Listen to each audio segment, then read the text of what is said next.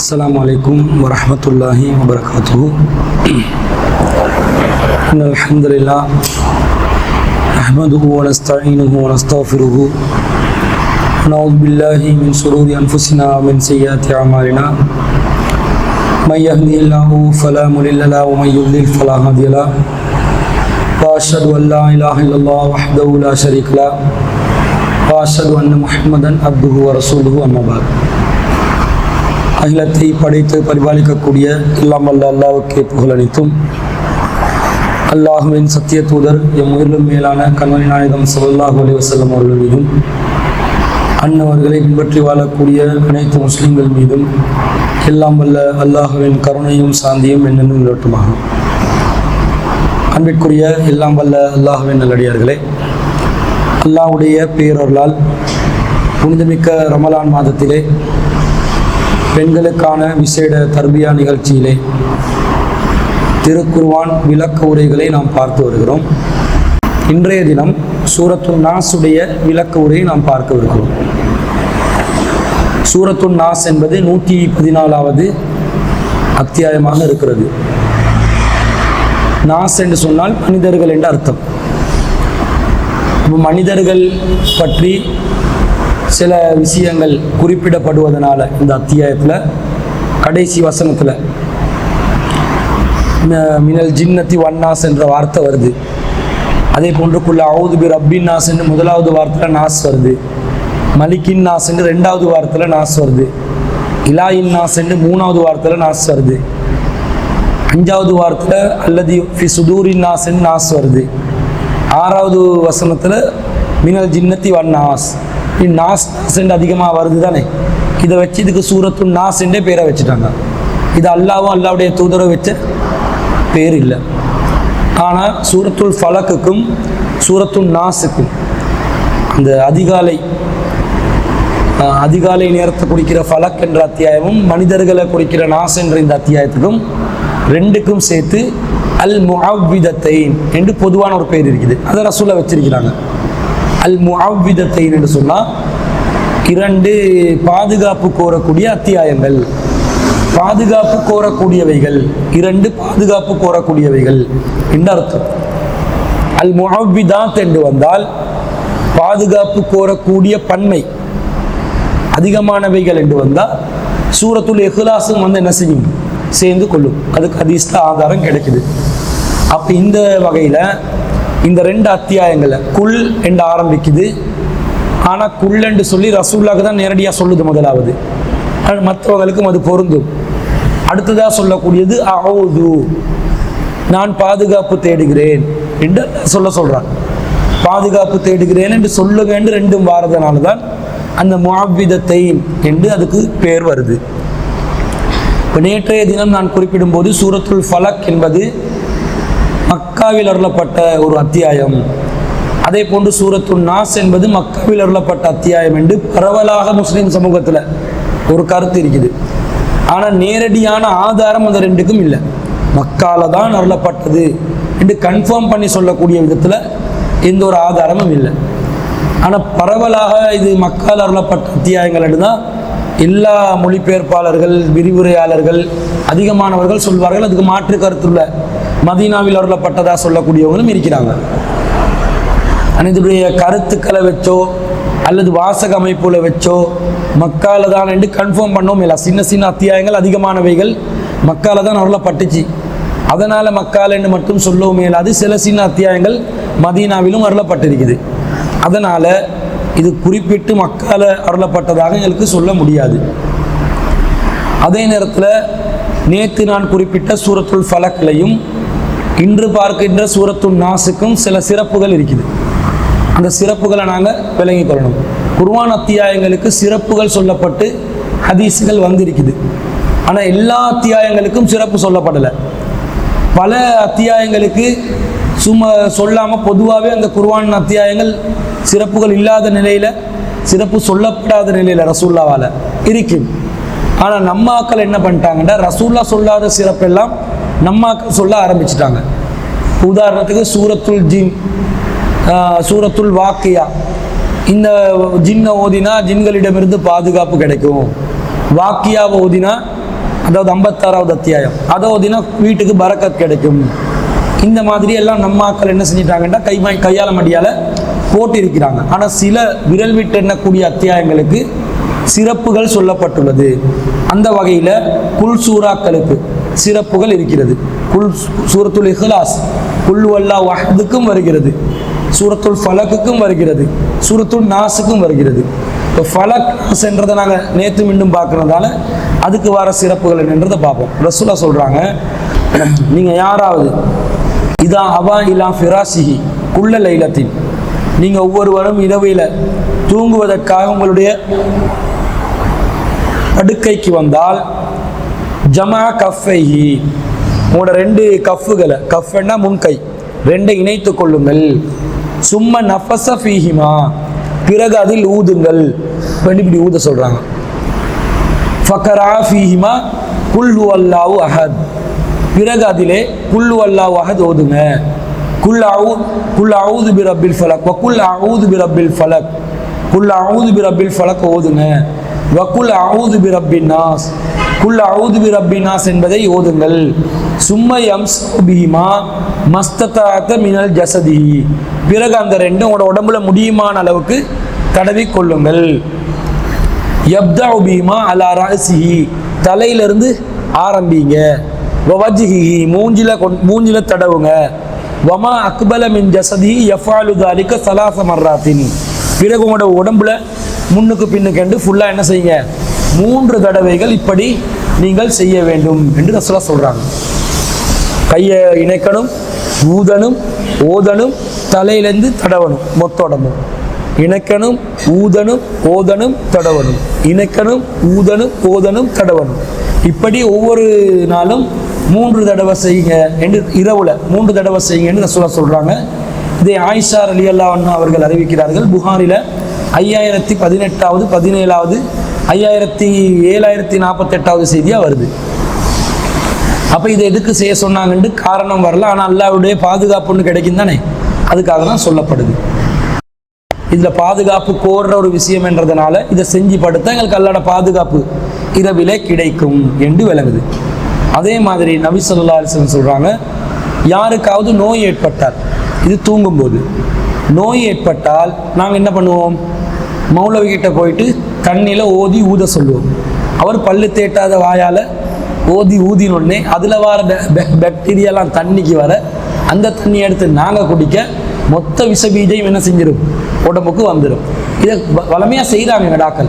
சில பேர் என்ன செய்வாங்கன்னா, ஒரு தட்டில் வந்து மை எழுதி கொடுப்பாங்க, இப்படி அரபு எழுத்துக்கள் எழுதி கொடுப்பாங்க. அதில் யா ரஸாக், யா ஃபத்தாஹ், யா அலீம், அஸ்மாவுல் ஹுஸ்னாவை எழுதி கொடுப்பாங்க. இதை கொண்டு போயிட்டு என்ன செய்யுது, பன்னீரை போட்டு தடவி அந்த மை எல்லாத்தையும் குடித்தோடனே மொத்தமாக காபன் எல்லாம் என்ன செய்யுது, உடம்புக்குள்ள மையில் காபன் தான் இருக்கும். காபன் வந்து உடம்புல ஈக்கவே கூடாது. காபன் உடம்புக்கு கேடு, கார்பன் டை ஆக்சைடும் கேடு, காபனும் கேடு. அடுப்பாங்கிற கருப்பு அதுதான் காபன். அதை தின்னேலுமா, பல்லு தீட்டலாம், தீட்டிட்டு துப்பணும். புழுங்கேலுமா, காபன் பல்லு தீட்டினா நல்லா இருக்குதுன்னு புழுங்கேலுமா. காபன் உடம்புக்கு நல்லம் இல்லை. சில தேவைகளுக்கு காபன் தேவை, ஆனால் உடம்புக்குள்ள காபன் சரி வராது. இந்த மயில உள்ள எல்லாத்தையும் எடுத்து குடிக்கிறான். இவங்களுக்கு மண்டலம் மசாலாவே இல்லை. இதை தேய்ச்சி கரைச்சி குடிச்சோடனே, கரைச்சி குடிக்கிறது அல்லாட எழுத்துக்களை கரைச்சி குடிச்சா அது வந்து உடம்புக்கு போயிட்டு ஏதாவது வேலை செய்யுமா, செய்யாது. இப்போ இன்னும் சொல்ல போனால், நாங்கள் ஒரு டாக்டர்கிட்ட போகிறோம், கடுமையான காய்ச்சல், கடுமையான சளி வருத்தம், இருமல், ஆஸ்மா அளவுக்கு இருக்குது, மூச்சு திணறல் வர அளவுக்கு இருக்குது. டாக்டர் வந்து ஒரு ப்ரிஸ்கிரிப்ஷன் எழுதி தராரு, நீங்கள் இந்த போய்ட்டு ஃபார்மசியில் இந்த மருந்து எடுங்க, அல்லது பாதி மருந்து எந்த கடையிலைக்கும் பாதி மருந்து அடுத்த கடையிலைக்கும் போய்ட்டு வாங்கிக்கோங்கன்னுவான். இந்த நான் என்ன பண்ணுறேன்னு எடுத்து வந்து அதை ப்ரிஸ்கிரிப்ஷனை பத்திரமா மடித்து அப்படியே ரோல் பண்ணி மேலில் வந்து ஒட்டிக்கொள்கிறேன். நோய் சோமாகுமா? இதை பார்த்தா கிறுக்குத்தனமாக இருக்குதா இல்லையா? கிறுக்குத்தனம் தானே. ப்ரிஸ்கிரிப்ஷன் எடுத்து ஃபார்மசியில் போய் மருந்து எடுத்து டைமுக்கு டைம் மருந்தை குடித்தா தான் என்ன செய்யும், நோய் குணமாகும். அப்போ அல்லாஹ் தஆலா குர்ஆன் வசனங்களை அல்லாஹ்வுக்கு நோய் நிவாரணம் அல்லாஹ் சொல்கிறான், இல்லாமல் இல்லை. இந்த குல் சூறாவை சொல்கிறான்ல நோய் நிவாரணம், அது ஓதல் எழுதி மேலில் ஒட்டி கொண்டா, அல்லது வீட்டில் தொங்க வைப்பாங்க. வீட்டை இந்த தம்ப தகடு ஒன்றில், செம்பு தகடு ஒன்றில் எழுதி வசனங்கள் எழுதி தொங்க விட்டுறது. தொங்க விட்டோடனே வீட்டில் இருக்கிற பலாய் முசீபத்தெல்லாம் அதுக்கு பட்டு ரிஃப்ளெக்ட் ஆகி ஓடுமெண்டு நினைக்கிறான். சரியான சயின்டிஸ்ட் மக்கள் நம்ம ஆக்கள். நிறைய வேலை பார்ப்பானுள். இந்த பேய் பிசாசெல்லாம் வராமிக்கிறதுக்காக வீட்டுக்கு என்ன பண்ணுவானுண்டா கான்கிரீட் ஆணி எடுத்து அடிக்கிறது. ரசோட காலத்தில் கான்கிரீட் ஆணி தானே இருந்துச்சு, செவத்தில் மூளைக்கு அது மூளையாக போயிட்டு தேடி அடிப்பாங்க. இந்த பள்ளியில் போயிட்டு மூளையில் அடிக்கிறது வந்து எத்தனை மூளையில் போயிட்டு ஆணி அடிக்கிறது? ஆணி அடித்தா வீடு டேமேஜ் ஆகுமா இல்லையா? இந்த மாதிரி மூளைக்கு, அதாவது கொஞ்சமும் சிந்திக்கிறல்ல, கொஞ்சமும் லாஜிக்கல் இல்லை வாழ்க்கையில். அங்கே வாழ்க்கையில் ஒரு ரெஷனாலிட்டி ஈக்கணுமே, ரெஷனாலிட்டி லாஜிக் ஈக்கணுமே, லாஜிக் மைண்டாக ஈக்கணும். அப்போ இதெல்லாம் இல்லாமல் சரி அல்லாஹ் சொன்ன ஆன்மீகமாக இருந்தால் லாஜிக் தேவையில்லை. குல் சூறாவெல்லாம் தடவை சொல்ல என்ன லாஜிக்னு கேட்கலாம். சொன்னால் செய்யணும், சொல்லாததை நீ எதுக்கு செய்கிற? அப்போ லாஜிக்கை கேட்கத்தானே செய்யும். அல்லாஹ் ரசூலும் சொல்லலை, நீ சொல்கிறதுக்கு ஒரு நியாயம் இருந்தால் கூட பரவாயில்லை, ஒரு லாஜிக் ரஷனல் இருந்தால் அதை நாங்கள் ஏற்றுக்கொள்ளலாம். ஒன்றுமே இல்லாட்டி ஏற்றுக்கொள்ள இயலாது என்றது அடிப்படை. அப்போ இந்த மாதிரி ஓதுறது ஊதுறதுன்றது மேலே தடவி கொள்றதுக்கு ரசூலா சொன்னாங்களே தவிர தட்டில் வச்சு அதை கரைச்சி குடிக்கிறது, டப்பாவில் போட்டு வச்சு கொள்வது, போட்டிலில் போட்டு வீடுகளில் மூளை முடுக்கள் எல்லாத்தையும் அடித்து தொங்க விடுறது, பெரிய ஃப்ரேம் போட்டு வீட்டை தொங்க விடுறது, இதெல்லாம் இஸ்லாத்தில் இல்லாதது. மேலே தொங்க விடவும் வேணாம். ப்ரிஸ்கிரிப்ஷனை வந்து மடித்து வச்சு மேலே ஒட்டி கொண்டு தெரிஞ்சா இப்படி வாரவனுக்கெல்லாம் காட்டி காட்டி டாக்டர் எழுத்து சும்மாவே விளங்காது. ஆனால் இந்த டாக்டர்மார்கள் ஏன்னா அடுத்தவனுக்கு விளங்காது எழுதுறாங்களோ தெரியாது. அது ஒரு விதமான கிறுக்குத்தனம் என்று தான் நான் நினைக்கிறேன். நமக்கு தந்தால் நமக்கும் விளங்கணும் என்ன மருந்து தந்திக்கிறான். அப்போ தான் அந்த மருந்தை உச்சரித்து போயிட்டு ஃபார்மசியில் கேட்கலாம். இவன் என்னத்தையோ எழுதுறான், அவன் என்னத்தையோ தாரத மூடனும். இது ஒரு கண்மூடித்தனமாக நம்பி தான் நாங்கள் குடிக்கிறோம். விஷத்தை எழுதி தந்தாலும் பரவாயில்லை, எனக்கு தெரியாது. ஒருத்தருக்கு வந்து ஒரு மருந்து, கிட்டத்தில் தெரிஞ்ச ஒருத்தருக்கு ஒரு மருந்து எழுதி கொடுத்தாங்க ஒரு டாக்டர். உடம்பு வந்து மேல் கை வருத்தம் என்று சொல்லும் எழுதி கொடுத்தாங்க. சரின்னு போயிட்டு அது இந்த ஒசுசாலையில் போயிட்டு அந்த மருந்து எடுத்தா ஐடென்டி கார்டை கேட்குறான், சைன் வைக்க சொல்கிறான். இது ஆளை கொள்ள பார்க்குறானோ என்ன மருந்துட்டு கேட்டால் அது வந்து ட்ரக் அடிக்ட் ஆட்களுக்கு கொடுக்குற மருந்து உண்டு. உடம்பு வருத்தம் என்று சொல்ல உடனே ட்ரக் அடிக்ட் ஆனவங்களுக்கு உடம்பு வருத்தம் இல்லாமல் போகிறதுக்கு கொடுக்குற மருந்தை கொடுக்குறான். டெமாட்டோவில் என்னமோண்ட கொடுத்தான். அதை ஒரு தூக்கி ஒரு வீசு, அதை குடிச்சு எங்களுக்கு வந்து தேவையில்லாத பிரச்சனை வருமா, வீசி விட்டாச்சு. இந்த மாதிரி என்ன எழுதிக்கிறானே தெரியாததை எழுதுறதே அவங்க வழக்கத்தை இல்லாமக்கணும். எல்லாருக்கும் தெரியக்கூடியதான் எழுதணும் முதல்ல. அது என்னமோ அவங்க பெரிய படித்தவங்கன்னு காட்டுறதுக்கு என்னமோ எழுதுறான். ஃபார்மசிக்காரன் இப்படி கண்ணாடியை போட்டுக்கொண்டு நெத்தியை சுருக்கி கொண்டு படித்து எப்படியாவது தந்துடுவான். நாங்களும் விளங்கணும். இப்படி தாரதை எடுத்து குடித்தால்தான் எங்களுக்கு நிவாரணம். குர்ஆன் வசனங்களை ஓதினால் நிவாரணம், கண்டிப்பாக நிவாரணம் இருக்குது. அல்லாட வார்த்தை தானே, பவர் ஒன்று இருக்க தானே செய்யும். ரசூலா சாதாரண வியாபாரிகளோட வார்த்தையிலே கவர்ச்சி இருக்குதுன்றாங்க, பேச்சில் கவர்ச்சி சிஹர் இருக்குதுன்னாங்க. அப்போ அல்லாஹ் தாலாட வார்த்தையில் கன்ஃபார்மாக ஒரு பவர் இருக்குமா இல்லையா? இருக்குது. அல்லாட வார்த்தையா மனுஷண்ட வார்த்தையா? அதுக்கு கன்ஃபார்மாக அல்லாஹ் ஒரு பவரை வச்சு தான் இருப்பான். அதை நாங்கள் நம்பிக்கையோட தக்குவாவோட அதை பயன்படுத்தி கொண்டோம்னா எங்களுக்கு நிவாரணம் கிடைக்கும். அந்த நிவாரணத்துக்கு இந்த குல் சூறாவை பாவிக்க சொன்னாங்க ரசூலா. இதஸ்தகா நஃபஸ அலா நஃப்ஸிஹி, யாராவது ஒருத்தர் வந்து நோய்வாய்ப்பட்டிருந்தால் நீங்கள் என்ன செய்யுங்க, உங்களோட உடம்புல தடவி கொள்ளுங்கள். பில் முஅவ்விதத்தை இல்லை முஅவ்விதாத்தை சொல்லி தடவி கொள்ளுங்கள். வமஸா அன்ஹு பியதிஹி, அதை வந்து கைகளால் தடவி கொள்ளட்டும். ஃபலம்மஸ்தகா வஜஅல்லதி துவஃபிய ஃபீஹி, இந்த மாதிரி நோய்வாய்ப்பட்ட ஒரு நேரத்தில் எனக்கு இது வந்து நான் என்ன செய்தேன், தஃபிக்து அன்ஃபிசு அலா நஃப்ஸிஹி பில் முஅவ்விதத்தாத், இந்த முஅவ்விதாத்துகளை குல்லு அல்லாஹ் குல்லாது ரபின் ஃபலக் குல்லாது ரபினாஸ் ஓதி என்னுடைய உடம்பில் நான் தடவி கொண்டேன். அல்லதி கான யன்ஃபிசு வஅம்ஸஹு பியதி நபி ஸல்லல்லாஹு அலைஹி வஸல்லம், நபி ஸல்லல்லாஹு அலைஹி வஸல்லம் அவர்கள் கைகளாலேயே அவர்கள் மீது நான் தடவினேன். ரசூலுல்லாஹ்க்கு கஷ்டமாகிச்சு, நோய்வாய்ப்பட்டாங்க. அந்த நேரத்தில் நான் என்ன செஞ்சேன், அதை ஊதி ரசூலுல்லாஹ்ட கையில் ஊதி ரசூலுல்லாஹ்ட கையாலேயே ரசூலுல்லாஹ்ட உடம்பை தடவினேன் என்றாங்க. இப்போ ரசூலுல்லாஹ்ட கை பரக்கத்தான ஒரு கை தானே, எதாக இருந்தாலும் அவங்க ஒரு இறை தூதர், அவங்களோட கையாலே ஆயிஷா நாய்க்கு என்ன செய்கிறாங்க, அவங்களோட உடம்பை தடவி விடுறாங்க. அப்போ இதில் என்ன விளங்குதுண்டா, நோய்வாய்ப்பட்ட, இது புகாரில் 4439, எங்களோட மேலுக்கும் நாங்கள் ஓதி என்ன செய்யலாம், தடவி கொள்ளலாம். இன்னொருத்தருட மேலுக்கு தடவை வந்தால் இன்னொருத்தருட மேலுக்கும் தடவி விடலாம். யாரை தடவணும், ஆம்பளையை தடவணும், பொம்பளையை தடவணும், மாறி தடவிடக்கூடாது. இதை வச்சு கொண்டோ தெரியல. சில சாமியார்கள், முஸ்லீம் சாமியார்கள் என்ன பண்ணுறாங்கன்னா, பெண்கள்கிட்ட வகுத்தெல்லாம் தடவுறாங்க, நிவாரணம் பண்ணுறது, எண்ணெயை தேய்ச்சி விட்றாங்க. இவங்க எண்ணெயை தேய்ப்பாங்க, நாளைக்கு வேற எதையாவது தேய்ப்பாங்க. இந்த கல்லெண்ணோட என்ன செஞ்சிடணும், சமூகத்திலேருந்து ஒழிச்சு கட்டணும். அவட்ட மேலுக்கு ஜின் வருமா, பொம்பளைகள் வைத்த வலி என்று வருவான். பொம்பளைகளுக்கு அடிக்கடி இருக்கிற லெடவாட்டு ஒன்று தான் இந்த ஒரு வைத்து வலி. இந்த வைத்து வலி என்று ஓடினோடனே இவர் என்ன செய்யறது, அப்படி கேட்டனுக்குள்ள இருந்து கையை போடுறது. என்ன நல்ல தொழில் தான் இது. நல்ல போலி சாமியார்கள் இருந்து கொண்டு தொழில் பண்ண இந்த மாளிகாத்துலத்தை இருக்கிறான். இந்த மாதிரி செய்கிறான். அவங்க எல்லாம் பெரிய ஆக்கள் இன்னைக்கு சமூகத்தில். இந்த மாதிரி கள்ளப்பயல்கள் ஃப்ராடு பேர்வழிகளை இல்லாமல் ஆக்கணும். இது செய்யலாம். எங்களுக்கு எங்களோட குடும்பத்தில் யாராவது என் மகளுக்கோ மகனுக்கோ என்ன சரியானா நான் வந்து என்ன செய்யலாம், என் கையில் ஓதி ஊதிட்டு தடவி விடலாம். அல்லது கணவன் மனைவி மாறி செஞ்சு கொள்ளலாம். எங்களோட ரிலேஷன்ஸ் மகிரமானவர்கள் வாப்பாக்கு சோமிலாம் போது வாப்பாவை நான் உடம்புல கையை வச்சு தடவினா அது பிரச்சனையா இல்லை, அனுமதிக்கப்பட்டது. அப்போ அந்த மாதிரி நோய் நிவாரணத்தை இதை பயன்படுத்தி கொள்ள வேண்டும். இது இதில் உள்ள ஒரு விசேஷம். ரசூல்லா ஒரு முறை வந்து ஒரு நபி தோழர்கிட்ட சொல்றாங்க குல் என்று சொல்லு என்றாங்க. அவர் சொல்றாரு வமா குழு, நான் என்ன சொல்லன்னு கேட்குறாங்க. திடீரென்று உங்களை விட்ட யாராவது சொல்லுவேண்டா என்னத்தை சொல்ல சொல்றீங்கன்னு கேட்குற மாதிரி அவர் கேட்குறாரு. ரசூல்லா சொல்றாங்க குல் ஹுவல்லாஹு அஹத், குல் ஹுவல்லாஹு அஹத் என்று சொல்லு, குல் அவுது ரப்பில் ஃபலக் என்று சொல்லு, குல் அவுது ரப்பின் நாஸ் என்று சொல்லு அப்படின்றாங்க. ஃபக்கரா உன்ன ரசூலுல்லாஹி ஸல்லல்லாஹு அலைஹி வஸல்லம், அவற்றை ரசூலுல்லாஹ் ஓதினார்கள். சும்மக்கா பிறகு சொன்னார்கள் லம் யத்தஅவ்வதின் நாசு பிமிஸ்லிஹின்ன, யாராவது ஒருவர் இந்த மாதிரி ஒன்றை கொண்டு பாதுகாப்பு தேடினார்கள் என்று சொன்னால் அவுலா யத்தஅவ்வதுன் நாசு பிமிஸ்லிஹின்ன, இந்த மாதிரி ஒன்றை கொண்டே தவிர யாருக்கும் வந்து பாதுகாப்பு கிடைக்காது. ஒருத்தர் ஓதி பாதுகாப்பு தேடுறதா இருந்தா இவற்றை கொண்டு ஓதி பாதுகாப்பு தேடுவதை விட வேற பாதுகாப்பு கிடைக்காது, அவ்வளவு பாதுகாக்கக்கூடியது என்று நசாயில 5336 செய்தி.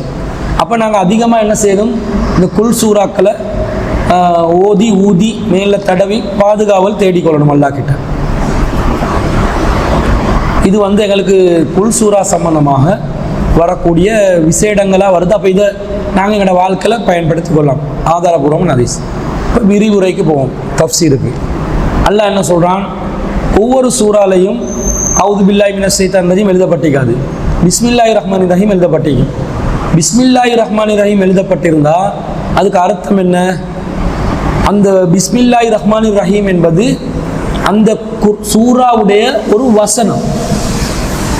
இப்போ குல் சூறால வந்து குல் அவுது பி ரப்பின் நாஸ் மலிக்கின் நாஸ் இலாஹின் நாஸ் மின் ஷர்ரில் வஸ்வாஸ் அல் ஹன்னாஸ் அல்லதி வஸ்விசு ஃபி சுதூரின் நாஸ் மினல் ஜின்னத்தி வன்னாஸ். எத்தனை வசனம் இருக்குது? 6. ஆனால் சரியா எத்தனை வசனம்? 7. முதலாவது வசனம் பிஸ்மில்லாஹிர் ரஹ்மானிர் ரஹீம்.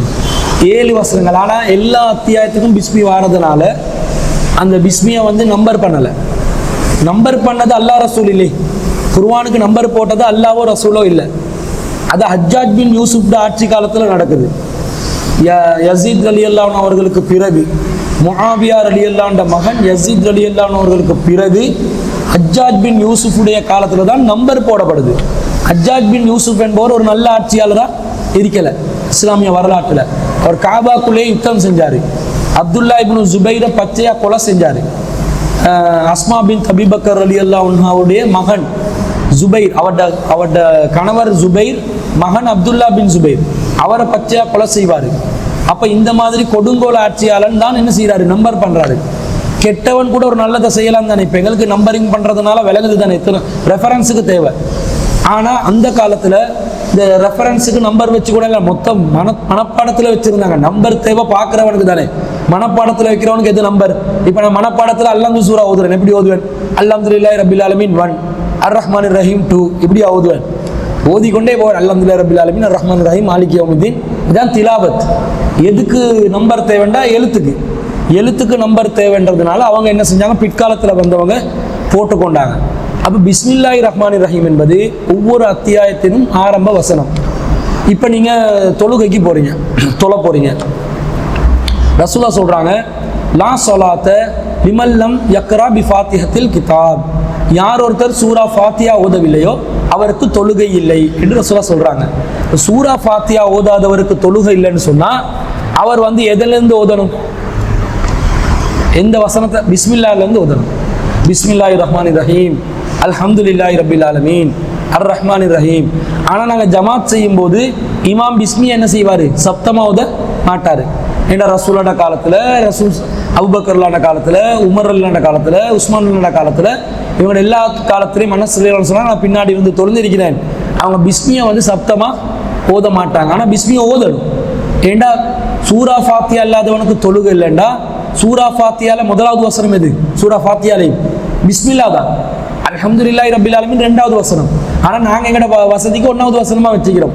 பிஸ்மில்லா என்பதும் ஒரு வசனம் என்பதனால் சூரா ஃபாத்தியா ஓதுபவர் பிஸ்மில்லா ஓதாம சூரா ஃபாத்தியா ஓதினா அவருடைய தொழுகை பாத்தில் ஆகிடும். பிஸ்மியை சப்தம் இல்லாமல் ஓதணும். சப்தம் போட்டு தான் ஓதக்கூடாதே தவிர சப்தம் இல்லாமல் ஓதணும். தனியாக ஓதும் போது எப்படியும் சப்தம் இல்லாமல் தானே ஓதுவோம். ஆனால் ரொம்ப ஓவரா மைண்டுக்குள்ளாலே ஓதக்கூடாது. சில பேர் வந்து தனியாக தொழும் போது இப்படி அண்டுவாங்க. அப்போ என்ன அது அர்த்தம்? மனசுக்குள்ளால் ஓதுறாங்க. மனசுக்குள்ள நினைச்சு கொண்டு இருக்கக்கூடாது. அத்தியாயத்தை ஓதணும். நினைச்சு கொண்டு தான் மனசுல எல்லாமே நினைவு வருமே. தொழும்போது உங்களுக்கு வர நினைவுகளை கொஞ்சம் பட்டியல் போட்டு பாருங்க.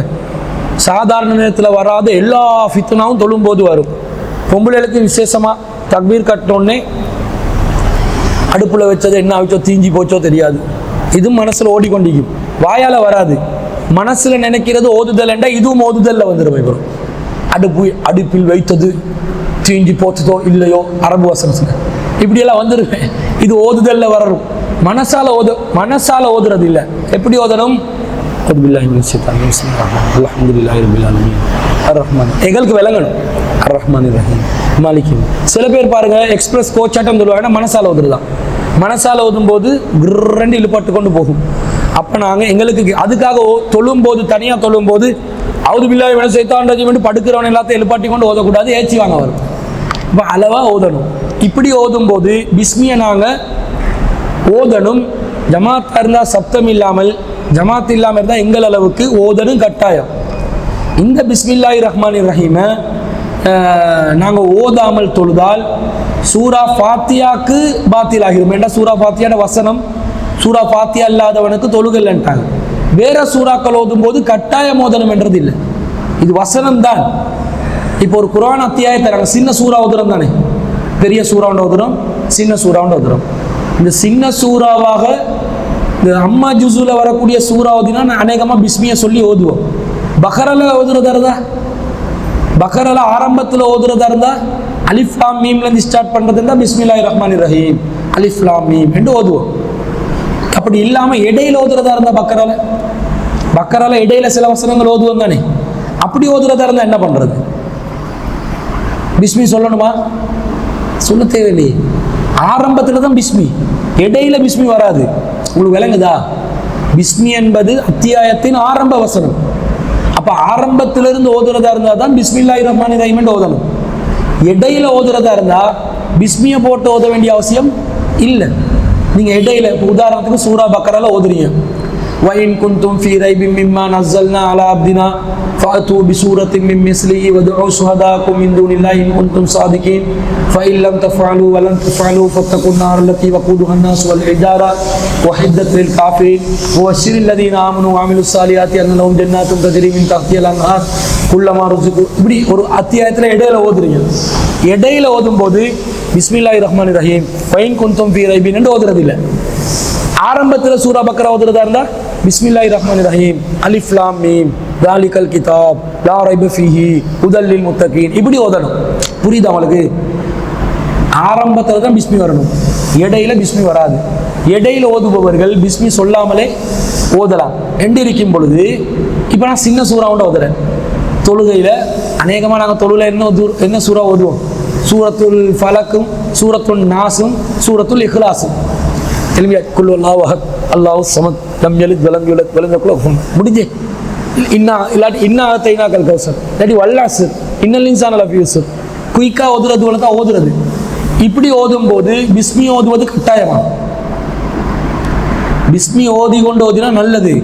ஆரம்ப வசனம் என்றதுனால அந்த அத்தியாயத்தில் ஆரம்ப வசனம். பிஸ்மி ஓதாமல் ஒருத்தர் வல் அஸ்ர் என்று ஓதுறாரு, இவர்கிட்ட தொழுகை பாத்தில் ஆகாது. ஏன் தெரியுமா? மொத்த சூறா ஓதுறதா இருந்தா பிஸ்மியோடையும் ஓதலாம், அல்லது ஒரு சூறாட சில வசனங்களும் ஓதலாம் என்று இருக்குது தானே.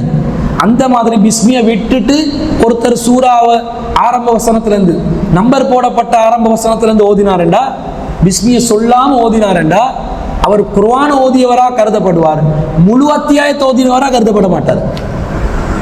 முழு அத்தியாயம் ஓதியவனா கருதப்படுவார் எப்ப? பிஸ்மியையும் சேர்த்து ஓதிந்தார். கணக்கு இதே தான் ஃபாத்தியாக்கும். ஆனா ஃபாத்தியா இல்லாம தொழுகை இல்லைன்ட்டாங்க ரசூலுல்லாஹ். அதனால ஃபாத்தியாட பிஸ்மியை ஓதியே ஆகணும். மத்தது ஓதாட்டி தொழுகை இல்லைன்னு சொல்லலே, முடிஞ்சது ஓதுங்கன்றாங்க ரசூல் ஸல்லல்லாஹு அலைஹி வஸல்லம். அல்லாஹ் குர்ஆன் சொன்னா ஃபக்ரவு மா தயஸ்ஸரு மினல் குர்ஆன், குர்ஆன்ல முடிந்ததை நீங்கள் தொழுகையில் ஓதுங்க. முடிஞ்சது ஓத சொன்னதுனால எனக்கு 2வதுல இருந்தா முடிஞ்சுன்னா பிரச்சனை இல்லை. ஆனா சூறாக்கள் ஓதும் போது முழு சூறாக்கள் ஓதுவதாக இருந்தால் பிஸ்மியை சேர்த்து ஓதுவது தான் சரியான வழிமுறை. சரி, இடையில இருந்து ஒருத்தர் ஓதுறாரு, வல்லசுர ஓதாம ஒருத்தர் திடீரென்று அவருக்கு ஞாபகம் வல்லசுர் ஞாபகத்துக்கு வருது இல்லை, இன்னல் இன்சான லஃபீ சுர் தான் நினைவு வருது, ஓதிட்டு போகலாம். அது குர்ஆன் வசனம் தானே, ஃபர்ஸ்ட்லேருந்தே லாஸ்ட் மட்டும் ஓதணுமென்றது இல்லை. அப்படின்னா பக்கரா ஓத ஸ்டேலும் எப்பயாவது தொழுகிற 2.5 ஜுஸு வைக்குது. சூரா ஆல இம்ரான் ஓதேலுமா 1.5 ஜுஸு இருக்குது, நிசா ஓதேலுமா 1.5 ஜுஸு இருக்குது, 2 ஜுஸு இருக்குது. எப்படி ஓதுறது? கஷ்டம். அப்ப இடையிலையும் ஓதலாம், ஃபுல்லாகவும் ஓதலாம். ஃபுல்லா ஓதினா பிஸ்மியை போடுங்க, இடையில ஓதினா பிஸ்மியை போடாம போடுங்க. ஃபுல்லா ஓதுற சிறிய அத்தியாயங்கள் இருந்தாலும் பிஸ்மி ஓதாமல் தொழுதால் பாத்திலாகாது தொழுக. ஃபாத்தியால பிஸ்மி இல்லாமல் தொழுதால் பாத்திலாகி விடும். இந்த பிஸ்மி இது சூரா தௌபாக்கு மட்டும் வராது. சூரா தௌபால பிஸ்மி இருக்குதா இல்லையாண்டு கன்ஃபியூஷன். ஏன்டா ரசூலா பிஸ்மியை போட சொல்லல சூரா தௌபாக்கு. அதனால உஸ்மான் ரலியல்லாஹு சொல்றாங்க, இது சூரா அன்ஃபால்ட கண்டினியூவா தொடர்ச்சியா வரக்கூடியதா அல்லது இது ஒரு புதிய அத்தியாயம் என்று எனக்கு தெரியவில்லை. கருத்தை பார்க்கும்போது அன்ஃபால்ல யுத்தங்கள் சம்பந்தமா வருது, தௌபாலையும் யுத்தங்கள் சம்பந்தமா தான் வருது. பாருங்க, அடுத்ததை பாருங்க, டிரான்ஸ்லேஷன் பாருங்க. அப்ப அது 2 கண்டினியூட்டியா இருந்தா பிஸ்மி போட தேவையில்லை. கண்டினியூட்டி இல்லாம தனி அத்தியாயமா இருந்தா பிஸ்மி போடணும். தனி அத்தியாயம் என்று ரசூலா சொல்லியிருந்தா தான் பிஸ்மி போடலாம். 2 கன்ஃபியூஷன்றதுனால அது தனி அத்தியாயமாக வச்சாங்க, ஆனா பிஸ்மி போடாம வச்சாங்க. நீங்க விரும்பினா குர்ஆன்ல அத்தியாயங்கள் 113 தான் என்று சொன்னால் சொல்லலாம். இப்ப சூரா தௌபாவையும் அன்ஃபாலையும் ஒன்றா சேர்த்து 113 அத்தியாயங்கள், இல்ல ரெண்டா பிரிச்சா 114 அத்தியாயங்கள் இப்படின்னு சொல்லலாம். எங்களுக்கு நம்பர் மேட்டர் இல்லை, குர்ஆன்ல கண்டென்ட் தான் மேட்டர். எப்படி நம்பர் போட்டாலும் எப்படி கண்டென்ட் வந்தாலும் குர்ஆன்ல உள்ள வசனங்கள்ல மாற்றம் இல்லை. குர்ஆனுக்கு எத்தனை வசனங்கள் இருக்குதுன்றதுல நம்ம சமூகத்துல கருத்து வேறுபாடு இருக்குது. சில பேர் சொல்லுவாங்க 6666, ஆனா அப்படி இல்லை, 6236 தான் இருக்குது. அப்ப இது நம்பர் சேஞ்சுக்கு காரணம் என்னது? வசனங்களை யாராவது பைபிள்ல கூட்டி குறைச்ச மாதிரி குர்ஆன்ல கூட்டி குறைச்சாங்களா? இல்லை. குர்ஆன்ல அப்படி வசனங்களை வச்சு பார்க்கல, நம்பரிங் பண்ணும்போது அந்த ராகத்தை பார்த்து தாலமூன் யஃப்அலூன் தஃபாலூன் என்று முடியுமே, அதை பார்த்து நம்பர் போட்டாங்க. சில நேரம் எழுவாய் ஒரு வசனத்திலையும் பயனிலை இன்னொரு வசனத்திலையும் விற்கும், சப்ஜெக்ட் ஒரு வசனத்திலையும் ஆப்ஜெக்ட் இன்னொரு வசனத்திலையும் விற்கும். ப்ரெடிகேட் சப்ஜெக்டும் ஆப்ஜெக்டும் ஒன்றுல வந்தால் தானே அது வசனம். சப்ஜெக்ட் ஒன்றுல நான் என்று நிப்பாட்டி 1வது வசனம், அங்கே 2வது வசனம், சென்றேன் 3வது வசனம். யாராவது சொல்லுவானா? நான் அங்கே சென்றேன் என்பது ஒரு வசனம். ஆனா குர்ஆன்ல வரும், இவங்க நம்பர் பண்ணிக்கிறாங்க. அல்லாஹ் மூசா அலைஹிஸ்ஸலாம் சொல்லுவாங்க, நீங்கள் இருவரும் செல்லுங்கள், அது ஒரு வசனம். ஃபிரௌனிடம் 2வது வசனம், நீங்கள் இருவரும் ஃபிரௌனிடம் செல்லுங்கள் என்றுதான் முழு வசனம். அப்ப ஹஜ்ஜாஜ் பின் யூசுப் நம்பர் போடும்போது மிஸ்டேக் கொண்டா பண்ணியிருக்கிறார். ஆனா குர்ஆன் வசனத்தை இல்லாமக்கல, இருவரும் ஃபிரௌனிடம் செல்லுங்கள் என்றது இருக்குது. ஓதும் போது கண்டினியூவா தான் வரும். இருவரும் 1வது ஆயத் செல்லுங்கள் 2வது ஆயத் என்று ஓதுறது இல்லை நாங்கள். அதனால ஓதும் போது திலாவத் சரியா வரும். எழுதும் போது என்ன செய்யும்? நம்பரை மாற்றி விட்டிக்கிறாங்க. அப்ப இதெல்லாம் ஒரு வசனமா வரும். இப்படி சேஞ்சில் தான் என்ன நடக்குதுண்டா, இது குர்ஆனுக்கு மட்டும் இல்லை, புகாரி மொழிபெயர்ப்பாங்க சில பேர். இங்கிலீஷ் டிரான்ஸ்லேஷனும் தமிழ் டிரான்ஸ்லேஷனும் புகாரியை நீங்க எடுத்து செக் பண்ணி பாருங்க, நெட்ல இருக்குது தானே. நான் வேணுமெண்டா தமிழ் மொழிபெயர்ப்பு வார அந்த மொத்த டிரான்ஸ்லேஷன் தமிழ் ஹதீஸுகள் எல்லாம் வார லிங்கை தாரேன், செக் பண்ணுங்க. உங்களுக்கு சும்மா இருக்கிற நேரம் அது வாசிக்கணும். தமிழில் இருக்குது, இங்கிலீஷ்லேயும் இருக்குது. இங்கிலீஷில் நீங்கள் உங்களுக்கே தேடிக்கொள்ளையிலுமே தமிழில் தான் தேடுறது, சிலதுகள் எங்கே இருக்குதுன்னு விளங்காது. நீங்கள் எடுத்து பார்த்தீங்கன்னா இங்கிலீஷ்லேயும் எல்லா ஹதீஸ் கிரந்தங்களையும் டிரான்ஸ்லேஷன் இருக்கிற ஒரு வெப்சைட் இருக்குது, ஈஸி உங்களுக்கு. அதில் எந்த அளவுக்கு ஈஸியண்டா, அரபு வார்த்தையை டைப் பண்ணாலும் ஹதீஸை தரும், இங்கிலீஷ் வார்த்தையை டைப் பண்ணாலும் ஹதீஸை தரும். லேஸ் தேட கீழே ஃபுட் நோட்டும் போட்டிருப்பாங்க, நரேஷன் ஒத்தன்டிகேஷன், இது சஹியானதா பலவீனமானதா, முடிஞ்ச அளவுக்கு அது முழுசாக நம்பக்கூடாது, மேக்சிமம் அவங்க ட்ரை பண்ணிக்கிறாங்க. அப்போ இதை வந்து நாங்கள் அந்த புகாரி மொழிபெயர்ப்பு, தமிழில் மொழிபெயர்ப்பு, சிங்கள மொழி, இங்கிலீஷ் மொழிபெயர்ப்பு எடுத்தாலும் அதுலேயும் டிஃப்ரெண்ட் ஆகுது. நம்பர் ஒரே நம்பர் வருது இல்லை. ஏன்னா சில பேர் 2 ஹதீஸை ஒன்றா சேர்த்து மொழிபெயர்த்திப்பாங்க, சில பேர் அதை 2 ஹதீஸாக மொழிபெயர்த்திப்பாங்க. எப்படி நடக்கும் இதை பார்க்கணும். அப்போ பிஸ்மி சம்பந்தமான விளக்கம் இது. இப்போ பிஸ்மி கட்டாயமாக என்ன செய்யணும்? பொது பிஸ்மி என்றது இன்னும் சொல்ல போனால் நீங்கள் பிஸ்மில்லாஹி ரஹ்மானி ரஹீம் எப்போ சொல்லணும், பிஸ்மில்லா எப்போ சொல்லணும் சொல்லுங்கள் பாப்போம். பிஸ்மில்லாஹி ரஹ்மானி ரஹீம் என்று சொல்கிறதா, பிஸ்மில்லாண்டு மட்டும் சொல்கிறதா? குர்ஆன் ஓதும் போது பிஸ்மில்லாஹி ரஹ்மானி ரஹீம் தான் சொல்லணுமே, அப்படி தான் வந்திக்குது. தின்னும் போது பிஸ்மில்லா மட்டும் சொல்லுவீங்களா, பிஸ்மில்லாஹி ரஹ்மானி ரஹீம் சொல்லுவீங்களா?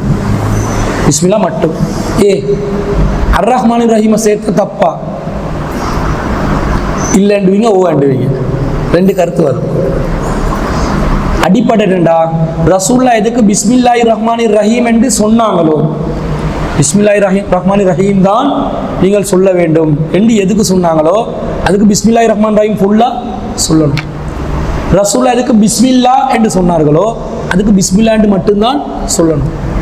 ரசூல்லா பொதுவா அல்லாவின் பெயரை சொல்லுங்கள், சம்மில்லா அல்லாவின் பெயரை சொல்லுங்கள் என்று பொதுவாக சொன்னா பிஸ்மில்லாவும் சொல்லலாம், பிஸ்மில்லாஹி ரஹ்மான் ரஹீமும் சொல்லலாம். புரியுதா? சரியா இருக்குது தானே நேர்கோடா? இப்போ உதாரணத்துக்கு ரசூல்லா ஒரு சிறுவர் வந்து சாப்பிடுவார் தட்டில், ரசூல்லா சொல்லுவாங்க சம்மில்லா அல்லாவின் பெயரை சொல்லுங்கள்னு சொல்கிறாங்க. இப்போ நான் சொன்ன இந்த அளவுகோலின் பிரகாரம் சாப்பிடும்போது பிஸ்மில்லா சொல்லவும் மேலும், பிஸ்மில்லாஹி ரஹ்மானி ரஹீம் சொல்லவும் மேலும். ஆனால் நபி ஸல்லல்லாஹு அலைஹி வஸல்லம் அந்த சிறுவன் சம்மில்லா என்று சொன்ன அந்த சிறுவனுக்கு வேறொரு ஹதீஸ்ல பிஸ்மில்லா என்று சொல்லு சொன்னதா வருது ஹதீஸ். அந்த ஹதீஸ் மட்டும் வந்திருந்தா சம்மில்லா அல்லாவின் பெயரை சொல்லு என்று மட்டும் வந்திருந்தா 2ஐயும் சொல்லலாம் என்று வரும். வேறு ரிவாயத்துகள்ல பிஸ்மில்லா என்று சொல்லு என்று சொன்னதனால சாப்பிடும்போது பிஸ்மில்லா என்று மட்டும்தான் சொல்லணும். இதுதான் நபி வழி. இந்த ரசூலாக்கு எந்த இடத்துல ரஹ்மானி ரஹீம் சேர்க்கணும், எந்த இடத்துல பிஸ்மில்லா சொல்லணும் என்று ரசூலாக்கு தெரியாதா? தெரியும். ரசூலா வழிகாட்டின மாதிரி எங்களோட வாழ்க்கையை. ஆனால் நம்ம ஆக்கள் 2ஐயும் விட்டுட்டு பிஸ்மில்லாஹி வாலா பரக்கத்து இல்லான்னு தின்றாங்க. தின்னும் போது அவனுக்கு பரக்கத்து வேணுமா? இல்லாட பரக்கத்தா வேணும், பரக்கத்தா வேணும். நம்ம ஆக்களுக்கு பரக்கத்து என்னன்னு தெரியாது. பரக்கத் மஹால்னு போட்டிக்கிறாங்க ஒரு ஃப்ளட்டுக்கு, பரக்கத் மஹால் ஃப்ளட்டுக்கு பேர் பரக்கத் மஹால். தட்டு தட்டா இது பரக்கத்தாய் கட்டணும். அதில் போயிட்டு ஒவ்வொரு படியில் கையை வச்சு இடிஞ்சு விழுது, பேரு பரக்கத் மஹால். ஆனால் கையை வச்சோடனே படி இடிஞ்சு விழுது. இது இல்லை பரக்கத். பரக்கத் என்று சொல்வது குவான்டிட்டி இல்லை, குவாலிட்டி. அதிகமாக இருப்பது பரக்கத் அல்ல, தரமாக இருப்பதே பரக்கத். கொஞ்சமாக இருந்தாலும் புரோசனமாக இருக்கணும். நிறைய பொரிச்ச மீன், நிறைய பொரிச்ச சாப்பாடு, நிறைய ரோல்ஸு, கட்லட் எல்லாத்தையும் வச்சு நோம்பு திறக்கிறோம். என்னது எண்ணெய், பொரிச்ச எண்ணெய். ஒரே எண்ணெயில் 2-3 கிழமையாக பொரிப்பாங்க. நாங்கள் வீட்டில் இப்போ தான் வீட்டில் கட்லட் ரோல்ஸ் எல்லாம் நோம்பு திறக்கிறோம். இப்போ யாரோ செய்யலையா? பெட்டிஸ் அச்சு கண்டிக்கிறீங்களா நீங்கள்? பெட்டிஸ்க்கு போடுற அச்சு அதை கூட கண்டில்லை நம்ம பொம்பளை பிள்ளை. ஏன்டா வீட்டில் செய்கிறதே இல்லை. வச்சுருந்தாங்க, அது இரும்புலெல்லாம் இருக்கும். இப்போ பிளாஸ்டிக்கில் வருது. அதை கூட காணாத பொம்பளை பிள்ளைகள் இருக்கிறாங்களா இல்லையா? வீட்டு வேலை செய்யறதில்ல. உம்மா மகளோட குத்தம் இது. தேவையான வயசுக்கு பழக்கிறதில்ல. பாவம் மகள், பாவம் நல்லா படு, பாவம் நல்லா படுன்னு படுக்க விட்டு வளர்க்குறது. டைமுக்கு எழுப்பாட்டி விட்டுறணும். லீவு நாளாக இருந்தாலும் எழுப்பி வேலையை செய். தூறு துவை படி ஒழுங்கா இரி, குழி. சிலதுகள் குளிக்காது, குழின்னு சொல்லணும் டெய்லி. இதெல்லாம் டைமுக்கு டைம் என்ன செய்யணும்? பழக்கி விட்டுறணும். அப்போ இந்த மாதிரி இந்த பரக்கத்துன்றது, நாங்கள் இந்த நிறைய சாப்பாடு சாப்பிட்றது இல்லை பரக்கத். இருக்கிற சாப்பாடு ஆரோக்கியமாக சாப்பிட்டு கொள்ளும், இதுதான் பரக்கத். அப்போ இந்த பிஸ்மில்லாஹி வாலா பரக்கத் இல்லைன்றது ஹதீஸ்ல ஆதாரம் வரலை. நிறைய தப்லீக் சகோதரர்கள் பிஸ்மில்லாஹி வாலா பரக்கத் இல்லைன்னு தான் செய்கிறாங்க, நிறைய முஸ்லீம்கள் செய்கிறாங்க. இதுக்கு ஆதாரம் இல்லை. இது பிஸ்மில்லாக்குரிய விளக்கம். இப்போ நாங்கள் வசனங்களுக்கு போகிறோம். அல்லாஹ் சொல்கிறான், குல் நபியை சொல்லுங்க, அஊது பி ரப்பின் நாஸ், மனிதர்களின் இறைவனிடம், ரப் என்றா இறைவன், பாதுகாவல் தேடுகிறேன் என்று சொல்லுங்க. மலிக்கின் நாஸ், அல்லாட சிஃபத் அல்லாஹ் விளங்கப்படுத்துறான். மலிக்கின் நாஸ், அவன் மனிதர்களின் அரசன். இலாஹின்னாஸ் மனிதர்களின் இறைவன், வணக்கத்துக்குரிய இறைவன் இதெல்லாம் சொல்றான். இது ஃபர்ஸ்ட் பார்ட். குல் சொல்லுங்க, அஊது பிரப்பின் நாஸ். ரப்பு, ரப்புன் நாஸ், அல்லாஹ் தான் ரப்புன் நாஸ், மனிதர்கள்ட ரப்பு. ரப்பென்று சொன்னா என்னது? ரப்பெண்டா பராமரிப்பவன். உண்டை வந்து பராமரிக்கிறவன் பேர் ரப்பு. இப்போ எங்களுக்கு வந்து அல்லாஹ் துவா செய்ய சொல்றான், நீங்க உங்களோட பெற்றோர்களுக்காக வேண்டி துவா செய்யுங்க. ரப்பிர்ஹம்ஹுமா, ரப்பிர்ஹம்ஹுமா கமா ரப்பயானி. ரப்பயானி, ரப்ப யானி என்றா அந்த ரெண்டு பேரும் என்னைய ரப்பு பண்ணினாங்க. ரப்பு பண்ணினாங்கன்ற உரசினாங்க இல்லை, என்னைய பராமரிச்சாங்க. சகீரா, நான் சிறுவனாக இருக்கும் பொழுது என்னைய பராமரிச்சாங்களே, அவங்களுக்கு நீ கருணப்புரி என்று பெற்றோர்களுக்காக துவா செய்யணும். ஏனெண்டா சின்ன வயசுல கக்கா போனாலும் விளங்காது, கக்காவோட சுத்துவாங்க, சூ அடிப்பாங்க மேலுக்கே. அவனே படுத்துக்கொண்டு சூ அடிப்பான், அவன்டே வாய்க்குள்ள போகும். பார்த்தீங்கன்னா சின்ன பிள்ளைகள் செய்கிற வேலை. உம்மா வாப்பா தான் என்ன செய்வாங்க, பார்த்து க்ளீன் பண்ணி தொடச்சி பக்கத்தில் வச்சுக்கிற தலையானே மூஞ்சில வச்சுக்கொள்வான். மூச்சு திணறல கத்துவான். அதே சின்ன குட்டி தலைவாணி தான், அதே மூஞ்சில வச்சுக்கொள்வான். அவன் உம்மா தான் எடுத்து விடுவான். இடைக்கிட விழிச்சு விழிச்சு பாப்பா இப்படி தூங்குறான், முகம் கூப்புற தூங்குறானா, கஷ்டப்படுறானா, பசிக்குதா, அவனோட அழுகைக்கு காரணம் என்ன, பசிக்கு அழுறானா, வருத்தத்துக்கு அழுறானா, எல்லாமே தெரியும் தாய்க்கு. தாய் தகப்பன் அதை பராமரிப்பாங்க. இந்த பராமரிப்பு ஒருத்தர பெத்து எடுக்கிறது மட்டும் இல்லை, பராமரிப்பது. இதுக்கு தான் ரப்பு. அல்லாஹ் தான் எல்லாரையும் படைச்சான். படைச்சு விட்டானா எப்படியாவது தருதலையா இருந்துக்கோ, அப்படி விடலை. நாங்கள் எங்களோட பிள்ளையில பெத்து எப்படி நாங்கள் தருதலையா விடாம பராமரித்து வளர்த்து எடுக்கிறோமோ, அல்லாஹ் எங்களை படைச்சி எங்களை வளர்த்து எடுக்கிறான். நாங்கள் திங்கிற சாப்பாட்டுக்கும் எங்களோட உடம்பு வளர்றதுக்கும் ஏதாவது சம்பந்தம் இருக்குதான்? திங்கிற சாப்பாடு தான் உடம்பை வந்து வளர்க்குதுன்னுவாங்க, அதுதான் யதார்த்தம். ஆனால் நாங்கள் இப்போ திங்கிறது எல்லாமே விஷம் தானே, சாப்பாடாக திங்கிறோம். ஆனால் உடம்பு வளருதா இல்லையா? அந்த விஷத்தை வந்து தடுக்கிறதுக்கு எல்லாம் எவ்வளோ மூக்குல முடிக்குது. எதுக்கு? எங்களோட பொம்பளை பிள்ளைகளுக்கு கொஞ்சம் அங்கிட்டு இங்கிட்டால புருவம் அப்செட் ஆகிட்டா ஒரே வலி, ஸ்டைல் பண்ணி கொள்வாள். இவங்களுக்கு தெரியாது எந்த இடத்துல எல்லாம் எப்படி வந்து அழகான முடியை வச்சுக்கிறானுங்க.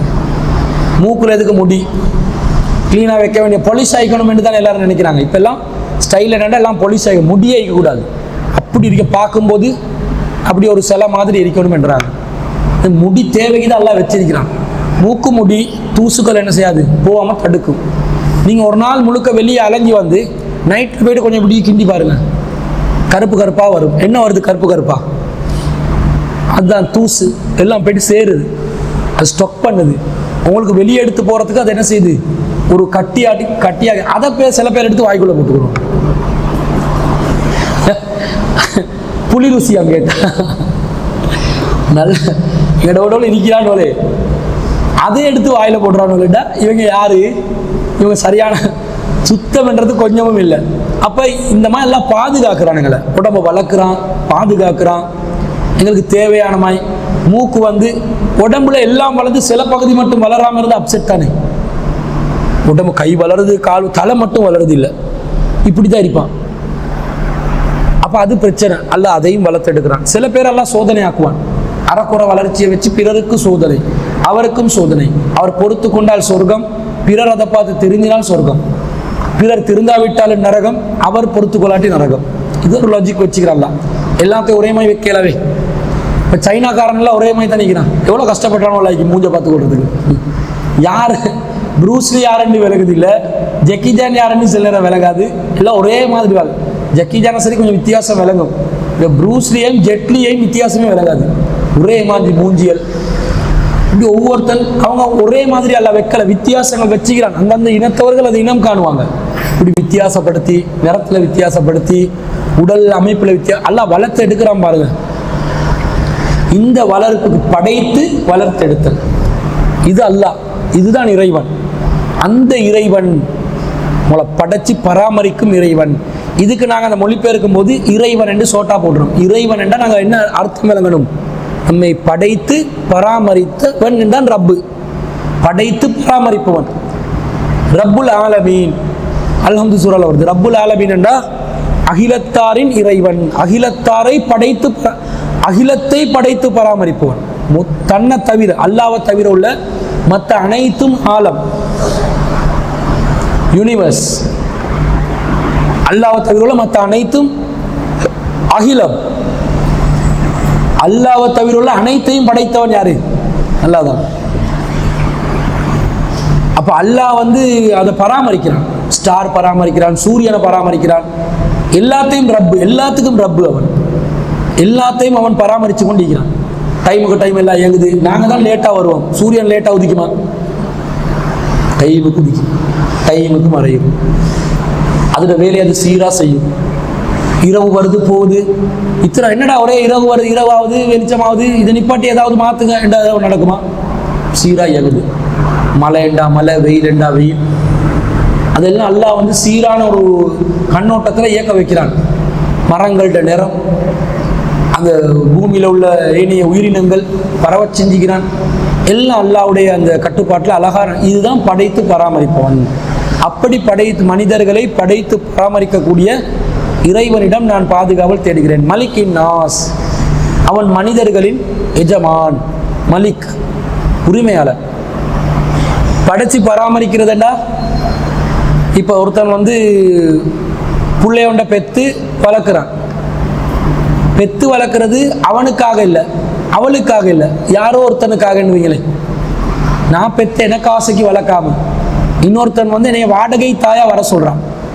பெத்து தந்துட்டு நீ போயிடணும், நீ சொந்தம் இல்லை உனக்கு, எனக்கு தான் புள்ள சொந்தம். இன்னைக்கு டெஸ்ட் டியூப் பேபி எல்லாம் வருது தானே. இப்படி அடுத்தவங்களுக்காக படைச்சவன் இல்லை. யாராவது ஒரு கடவுள் ஒன்று இருந்து அல்லாவை கூப்பிட்டு, அல்லா நீ மனுஷர் எல்லாத்தையும் படைச்சி தந்துட்டு போ, உன்னோட வேலையை பாரு, நான் பார்த்துக்கொள்கிறேன். இப்படி அல்லாஹ் வந்து படைக்கலை. அல்லாஹ் படைச்சது தனக்கே சொந்தமா. படைச்சாக்கள்லாம் எனக்கு தான் சொந்தம். அல்லாஹ் சொல்றான் குர்ஆன்ல, வலவு மன்ஃபிஸ் ஸமாவாத்தி வல் அர்த், வானங்களிலும் பூமியில் உள்ள அனைவரும் அவனுக்கே சொந்தமானவர்கள். வலில்லாஹி மா ஃபிஸ் ஸமாவாத்தி வல் அர்த், வானங்களில் உள்ளவை பூமியில் உள்ளவை அவனுக்கே உரியவை, அல்லாஹ்க்கே சொந்தம். நீங்க யாராவது பார்த்துக்கிறீங்களா உலகத்துல வானத்துக்கு சொந்தம் கொண்டாடினவங்க, பூமிக்கு சொந்தம் கொண்டாடுவாங்க? வானத்துக்கு சொந்தம் கொண்டாடினவங்க யாரையாவது பார்த்துக்கிறீங்களா?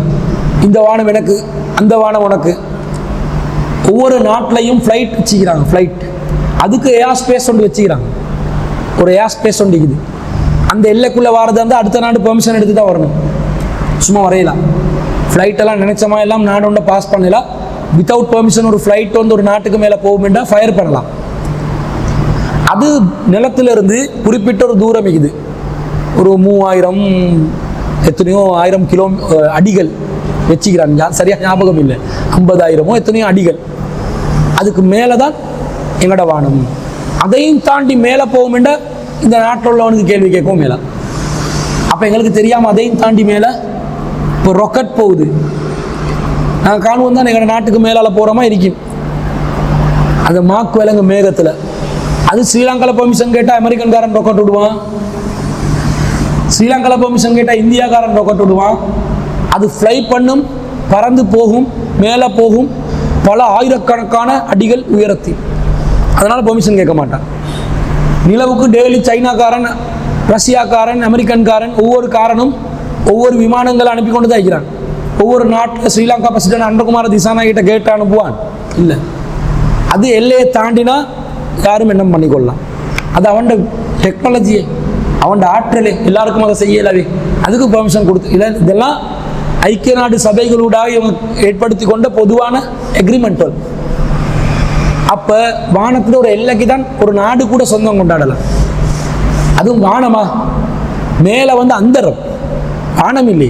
வானத்தை இன்னும் தொடலையிறாங்க. வானம் என்பது தொடக்கூடிய ஒரு பொருள். கையால் தொடலாம். ஜின்கள் தொட்டிக்கிறாங்க, ஒட்டு கேட்டிக்கிறாங்க. வானத்துக்கு வாசல் இருக்குது. மீராஜ் போகும்போது ரசூலுல்லாஹ் வாசலை திறக்க பெர்மிஷன் கேட்டு தான் வாசலை திறப்பாங்க. யார் வந்திக்கிறா? ஜிப்ரீல். உங்களோட யார் வந்திக்கிறா? முகமது. அவருக்கும் வர சொல்லி பெர்மிஷன் இருக்குதா? ஆமாம், பெர்மிஷன் இருக்குது. வரவு நல்வரவாகட்டும், வெல்கம். புறத்தும் வானத்தின் வாசல். வானத்துக்கு கதவு இருக்குதுண்டா, ஒரு தொடக்கூடிய பொருளாக இருந்தால் தானே கதவு இருக்கும். நாங்கள் பார்க்குறது மேகத்தை, வானத்தை இல்லை. மேகத்தை தான் நாங்கள் பார்க்குறோம். ஆக உயரத்தில் மனுஷன் இதுவரைக்கும் அந்த வானத்தில் இல்லையே அடையல்.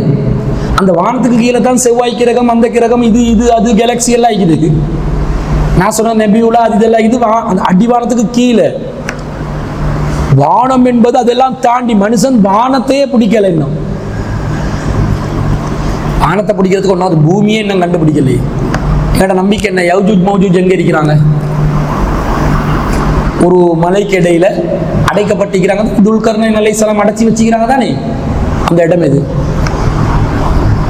பூமியில் உள்ள எல்லா இடத்தையும் பார்த்து கண்டுபிடிச்சி சுத்தி தேடி ஆய்வு செஞ்சு எல்லாத்தையும் கண்டுபிடிச்ச மாதிரி மனுஷன் நினைச்சு கொண்டு இருக்கிறோம். ஆனா இன்னும் யௌஜூஜ் மௌஜூஜ் இருக்கிற இடம் தெரியும். ஒரு செம்பை உருக்கி அவர் மலைக்கு இடையில அடைச்சி வைப்பார் வருதே குர்ஆன்ல, சூரத்துல் கஹ்ஃப்ல வரும். துல்கர்னைன் அவர்கள் ஒரு அரசர், ஒரு நபியாகவும் இருந்தார். அவர் நீண்ட பயணம் செய்கிறார் உலகத்தை. அந்த நேரத்தில் தான் ஒரு சமூகம் வந்து அவருக்கு வந்து யௌஜூஜ் மௌஜூஜ் கூட்டத்தார் பிரச்சனை பண்றதா சொல்லும். அவங்க 2 சாராரையும் அவங்க அடைச்சி வைக்கிறாங்க. அந்த இடத்த கண்டுபிடிக்கல. பெர்முடா ட்ரையாங்கிள் என்ன நடக்குதுன்னு இவனுக்கு இன்னும் தெரியல. இவன் போய்ட்டு அதை கண்டுபிடிப்பானா? விளங்காது. அவ்வளோ விசாலம் பூமி, வானம், சான்ஸே இல்லை. அப்ப இது எல்லாத்தையும் படைத்து பராமரித்து சொந்தம் கொண்டாடுற இறைவன் அவன். அடுத்தவனுக்கு வேலை பார்க்கறதுக்காக செய்யல. தோட்டத்துல நான் விவசாயம் செய்யலாம், பராமரிக்கலாம். தோட்டத்தை ஒரு மரம் வளர்க்கிறேன், பராமரிக்கிறேன். நான் வளர்த்ததுனால பராமரிச்சதுனால விதையை போட்டதுனால அது எனக்கு சொந்தம் என்றாவாது. இன்னொருத்தர் காசு கொடுத்திருப்பார், அவர் எனக்கு பார்த்துக்கொள்ள சொல்லியிருப்பார். இங்கெல்லாம் சொல்ல அப்படி இல்லை. நான் மனுஷனை படைச்சேன், மனுஷனை நானே படைச்சேன், நானே வளர்த்தேன், அதுக்கு சொந்த காரணம் நானே. அதான் மலிக்கின்னாஸ், இலாஹின்னாஸ், வணக்கத்துக்குரிய இறைவன், மனிதர்களின் இறைவன், மனிதர்களின் வணக்கத்துக்குரிய இறைவன். நான் அரசன் என்றா நல்ல அரசன், நல்லா இருக்கிறீங்களா, போயிட்டு வரவா, அப்படி போகலாம். என்னைய வணங்கணும். இவ்வளோ நான் செய்கிறேனா, உனக்கு சொந்தக்காரன் நானா, நான் தான் உன்னை எஜமானா, நீ என் அடிமையா, உன்னை படைச்சது நானா, உன்னை வளர்க்கிறது நானா, உன்னை பாதுகாக்கிறது நானா, தேவையான ஏற்பாடு செஞ்சு தரது நானா, என்னையத்தான் நீ வணங்கணும். எனவே உன்னை வணக்கத்துக்குரிய இறைவன் நான், நீ என்னையை தவிர யாரையும் வணங்கக்கூடாது. இதுதான் இலாஹின்னாஸ். இலாஹ் என்றால் வணக்கத்துக்குரியவன். லா இலாஹ இல்லல்லா என்போமே, லா இலாஹா, கடவுள் எந்த கடவுளும் இல்லை, இல்லல்லா எந்த வணக்கத்துக்குரியவனும் இல்லை. இது சரியான அர்த்தம். எந்த வணக்கத்துக்குரியவனும் இல்லை, இல்லல்லா அல்லாஹ்வை தவிர. வணக்கத்துக்குரிய நாயன் அல்லாஹ் ஒருவன் தான். அதுதான் இலாஹின்னாஸ். இது அல்லாஹ் பாதுகாப்பு தேட சொல்றான். யாரு கிட்ட? எப்படி பலமான ஒருத்தன் இல்ல, நாங்க பாதுகாப்பு தேடுறது பலமான அல்லாஹ் கிட்ட. இப்படி பாதுகாப்பு தேடுறதுக்கு அல்லாஹ் சொல்லி இருக்க. இவன் தம்பத்தாடுவை வச்சு பாதுகாப்பு தேடினா, செம்பு தாடுல பாதுகாப்பு தேடினா, போத்தலை தொங்க வச்சு பாதுகாப்பு தேடினா, கிசிம குடிச்சு பாதுகாப்பு தேடினா, தாயத்தை கட்டி துவாவை கட்டி பாதுகாப்பு தேடினா எவ்வளவு பெரிய ஒரு பலவீனம். அதான் அது இணை வைத்தல் என்றும். அல்லாட இடத்துல எதை கொண்டாந்து வச்சுக்கிறாங்கன்னு பாருங்க.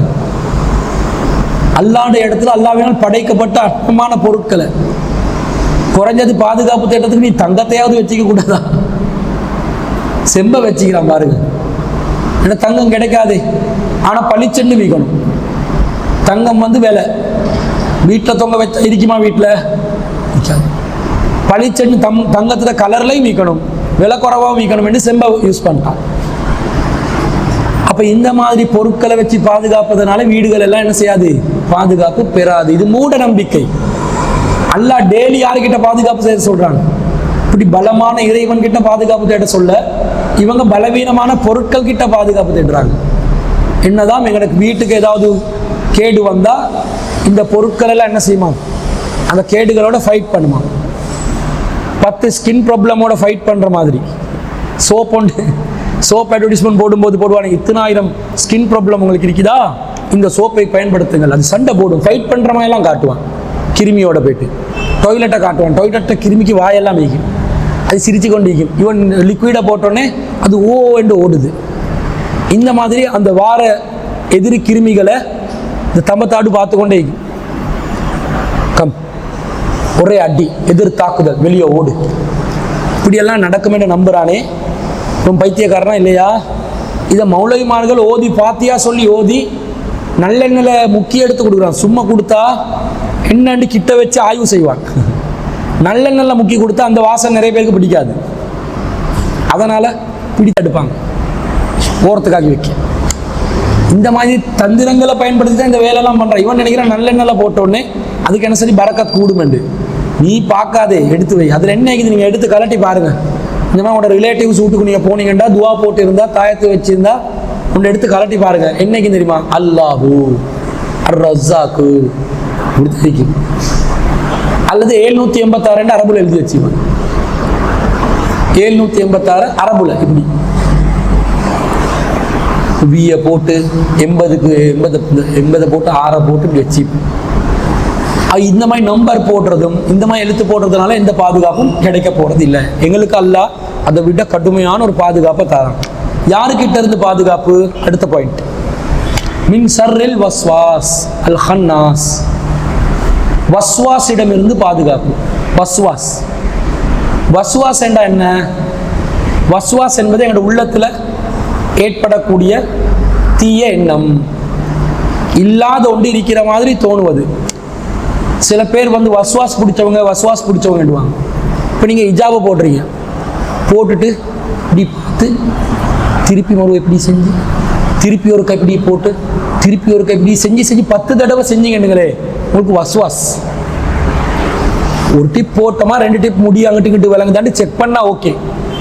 அல்லது சிலதுகள் இப்படி போட்டு இப்படி சைடுக்கு மூஞ்ச பார்க்கும், அழகாய்க்கிறேன். மென்டல் இஷ்யூவை பற்றி பேசலை, திருப்பி திருப்பி திருப்பி திருப்பி அதை ஒரு காரியத்தை. சில பேர் உழு செய்வாங்க, உழு செஞ்சுட்டு திருப்பி உழு செய்வாங்க. திருப்பி ஏண்டா அது போதா அவங்களுக்கு வஸ்வாஸ், அந்த சரியா நிறைவேற்றினமாய் அது ஃபீலிங் இல்லை. சில பேர் தொழும்போது இப்படி எடுத்துட்டு மறுபடியும் இப்படி என்னவாங்க, ஒரு 10 தடவைமா இப்படி செஞ்சுட்டு தான் என்ன செய்வான், தக்பீரை கட்டுவான். ஏண்டா இப்படி செய்றீங்கன்னு பார்த்தா அதுக்கு காரணம் சொல்றான்.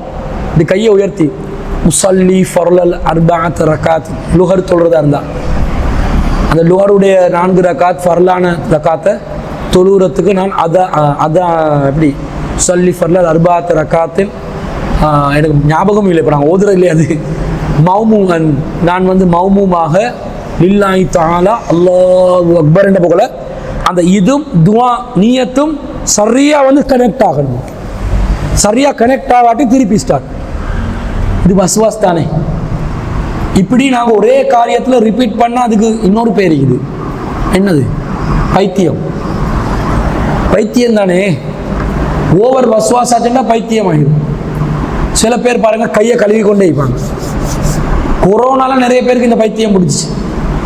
கழுவுறது, இதை தொட்டாலும் கழுவுறது, போனை தொட்டாலும் கழுவுறது, பயந்து சர்ஜிக்கல் அந்த ஸ்பிரிட் என்னது அது நாங்கள் போட்டிருந்தோமே கையை துடைக்கிறதுக்கு ஒரு மருந்து, சானிடைசர் இல்லாத ஊடியில் போட்டு சானிடைசர்ன்னு நிறைய பேர் தண்ணியை தான் போட்டு விட்டாங்க. அதை கழுவி என்ன ஒரு பாடு. இது சரி பரவாயில்ல, ஒரு பெரிய தொற்று நோய் ஏற்பட்டுச்சு, பயந்தாங்க எண்டுங்களே. சும்மா நேரத்தில் ஒருத்தன், எனக்கு தெரிஞ்ச ஒருத்தன், என் நண்பன் ஒருத்தன் இருந்தான். அவன் சன்லைட் ஒரு துண்டை வந்து சொப்பின் பேக்கில் கட்டி கொண்டு சாக்கில் போட்டு கொண்டு வருவோம். தப்பி தவறி நாங்கள் கையை கொடுத்தோம்னு வைங்க, கையை கொடுக்க மாட்டான், பலவந்தமாக பிடிச்சி கையை இழுத்தண்டா அவன் கொஞ்ச நேரத்தில் போயிட்டு ஆளை காணும். என்னட்டு பார்த்தா கையை கழுவி கொண்டீங்க. இதுக்கு வந்து ஒரு மன ரீதியான பாதிப்பு என்ன சொல்லுவாங்கண்டா ஓசிடிவாங்க, ஒப்செசிவ் கம்பல்சிவ் டிஸார்டர். ஒப்செசிவ் திருப்பி செய்யறது, கம்பல்சிவ் கட்டாயம் செய்யணும் என்று தோணும், டிஸார்டர் மென்டல் இஷ்யூ, ஓசிடி திருப்பி. சில பேர் கட்டில தட்டுவாங்க, தட்டிட்டு இப்படி மறுவ ஒரு 5 நிமிஷத்துக்கு போகிற வந்து மறுவ தட்டு, மறுவ ஒரு 10 நிமிஷத்துக்கு போயிட்டு மறுவ தட்டுறேன். இப்படி ஒரு நாளைக்கு ஒரு 100 தடவை போயிட்டு கட்டில தட்டி இருந்தான். தட்டுறேன்டா இது பெட்ஷீட் அப்படி சுருங்கிடக்கூடாது. இதெல்லாம் மென்டல் இஷ்யூ, நோய். கட்டில வந்து தட்டி வச்ச கட்டில மகன் போயிட்டு படுத்தான்னு வைங்க, இறங்கு ஏன் டிராக்டர் தான் படுக்கணுமா, கட்டில் சீஞ்சிடுமா. இது மென்டல் இஷ்யூஸ், இதுவள் வரக்கூடாது. அப்ப இந்த வஸ்வாஸ் என்பது உள்ளத்துல வந்து இல்லாதோண்டு இருக்கிற மாதிரி திருப்பி அந்த எண்ணம் ஏற்படுகிறது. அல் ஹன்னாஸ், எப்படி அந்த எண்ணம் என்றா மறைந்திருந்த ஒருவன் அந்த எண்ணத்தை ஏற்படுத்துகிறான். ஒருத்தன் மறைஞ்சிருக்கிறானோ, அல் ஹன்னாஸ், எங்களோட கண்ணுக்கு விளங்காத ஒருத்தன் மறைஞ்சிருந்து இந்த வேலையை பண்றான். அடுத்த வசனம், அல்லதி யுவஸ்விசு ஃபி சுதூரின் நாஸ், அவன் மறைஞ்சு எங்க இருக்கிறான்? மனிதனுடைய உள்ளத்தில் இருக்கிறான். மனிதர்களுடைய உள்ளத்துல மறைஞ்சு கொண்டு இருந்து மனிதர்களுக்கு திருப்பி திருப்பி தீய எண்ணத்தை ஏற்படுத்தக்கூடிய ஒருத்தன் இருக்கிறான். அவன் கிட்ட இருந்து அல்லாவிடம் பாதுகாவல் தேடுகிறேன். அவன் யாரு? ஷைத்தான். மனுஷன் உள்ளத்துல ஷைத்தான் இருந்து என்ன செய்யறான்? வேலை பார்க்கிறான். இப்ப இந்த ஷைத்தான் தான் நம்மளை என்ன செய்யறான்? வழி கெடுக்கிறான். அந்த ஷைத்தான் இந்த மாதிரி மறைஞ்சிருந்து உள்ளத்துல தீய எண்ணத்தை ஏற்படுத்தக்கூடிய ஆக்கள் ஷைத்தான்ல மட்டும் என்ன, மினல் ஜின்னத்தி வன்னாஸ், மனிதர்களிலும் இருக்கிறார்கள் ஜின்களிலும் இருக்கிறார்கள் என்று அல்லாஹ் சொல்றான். அப்ப மனிதர்களையும் உள்ளத்துல தீய எண்ணத்தை மறைஞ்சி இருந்து ஏற்படுத்தக்கூடியவர்கள் இருக்கிறார்கள், ஜின்களிலும் மறைஞ்சி இருந்து உள்ளத்துல தீய எண்ணத்தை ஏற்படுத்தக்கூடியவர்கள் இருக்கிறார்கள் என்று அல்லாஹ் சொல்றான். மனிதர்கள்ல மறைஞ்சி மனுஷனுக்கு விளங்காம எங்கட உள்ளங்கள்ல தீய எண்ணம் ஏற்படுத்தக்கூடியவர்கள் இருக்கிறார்களா இல்லையா?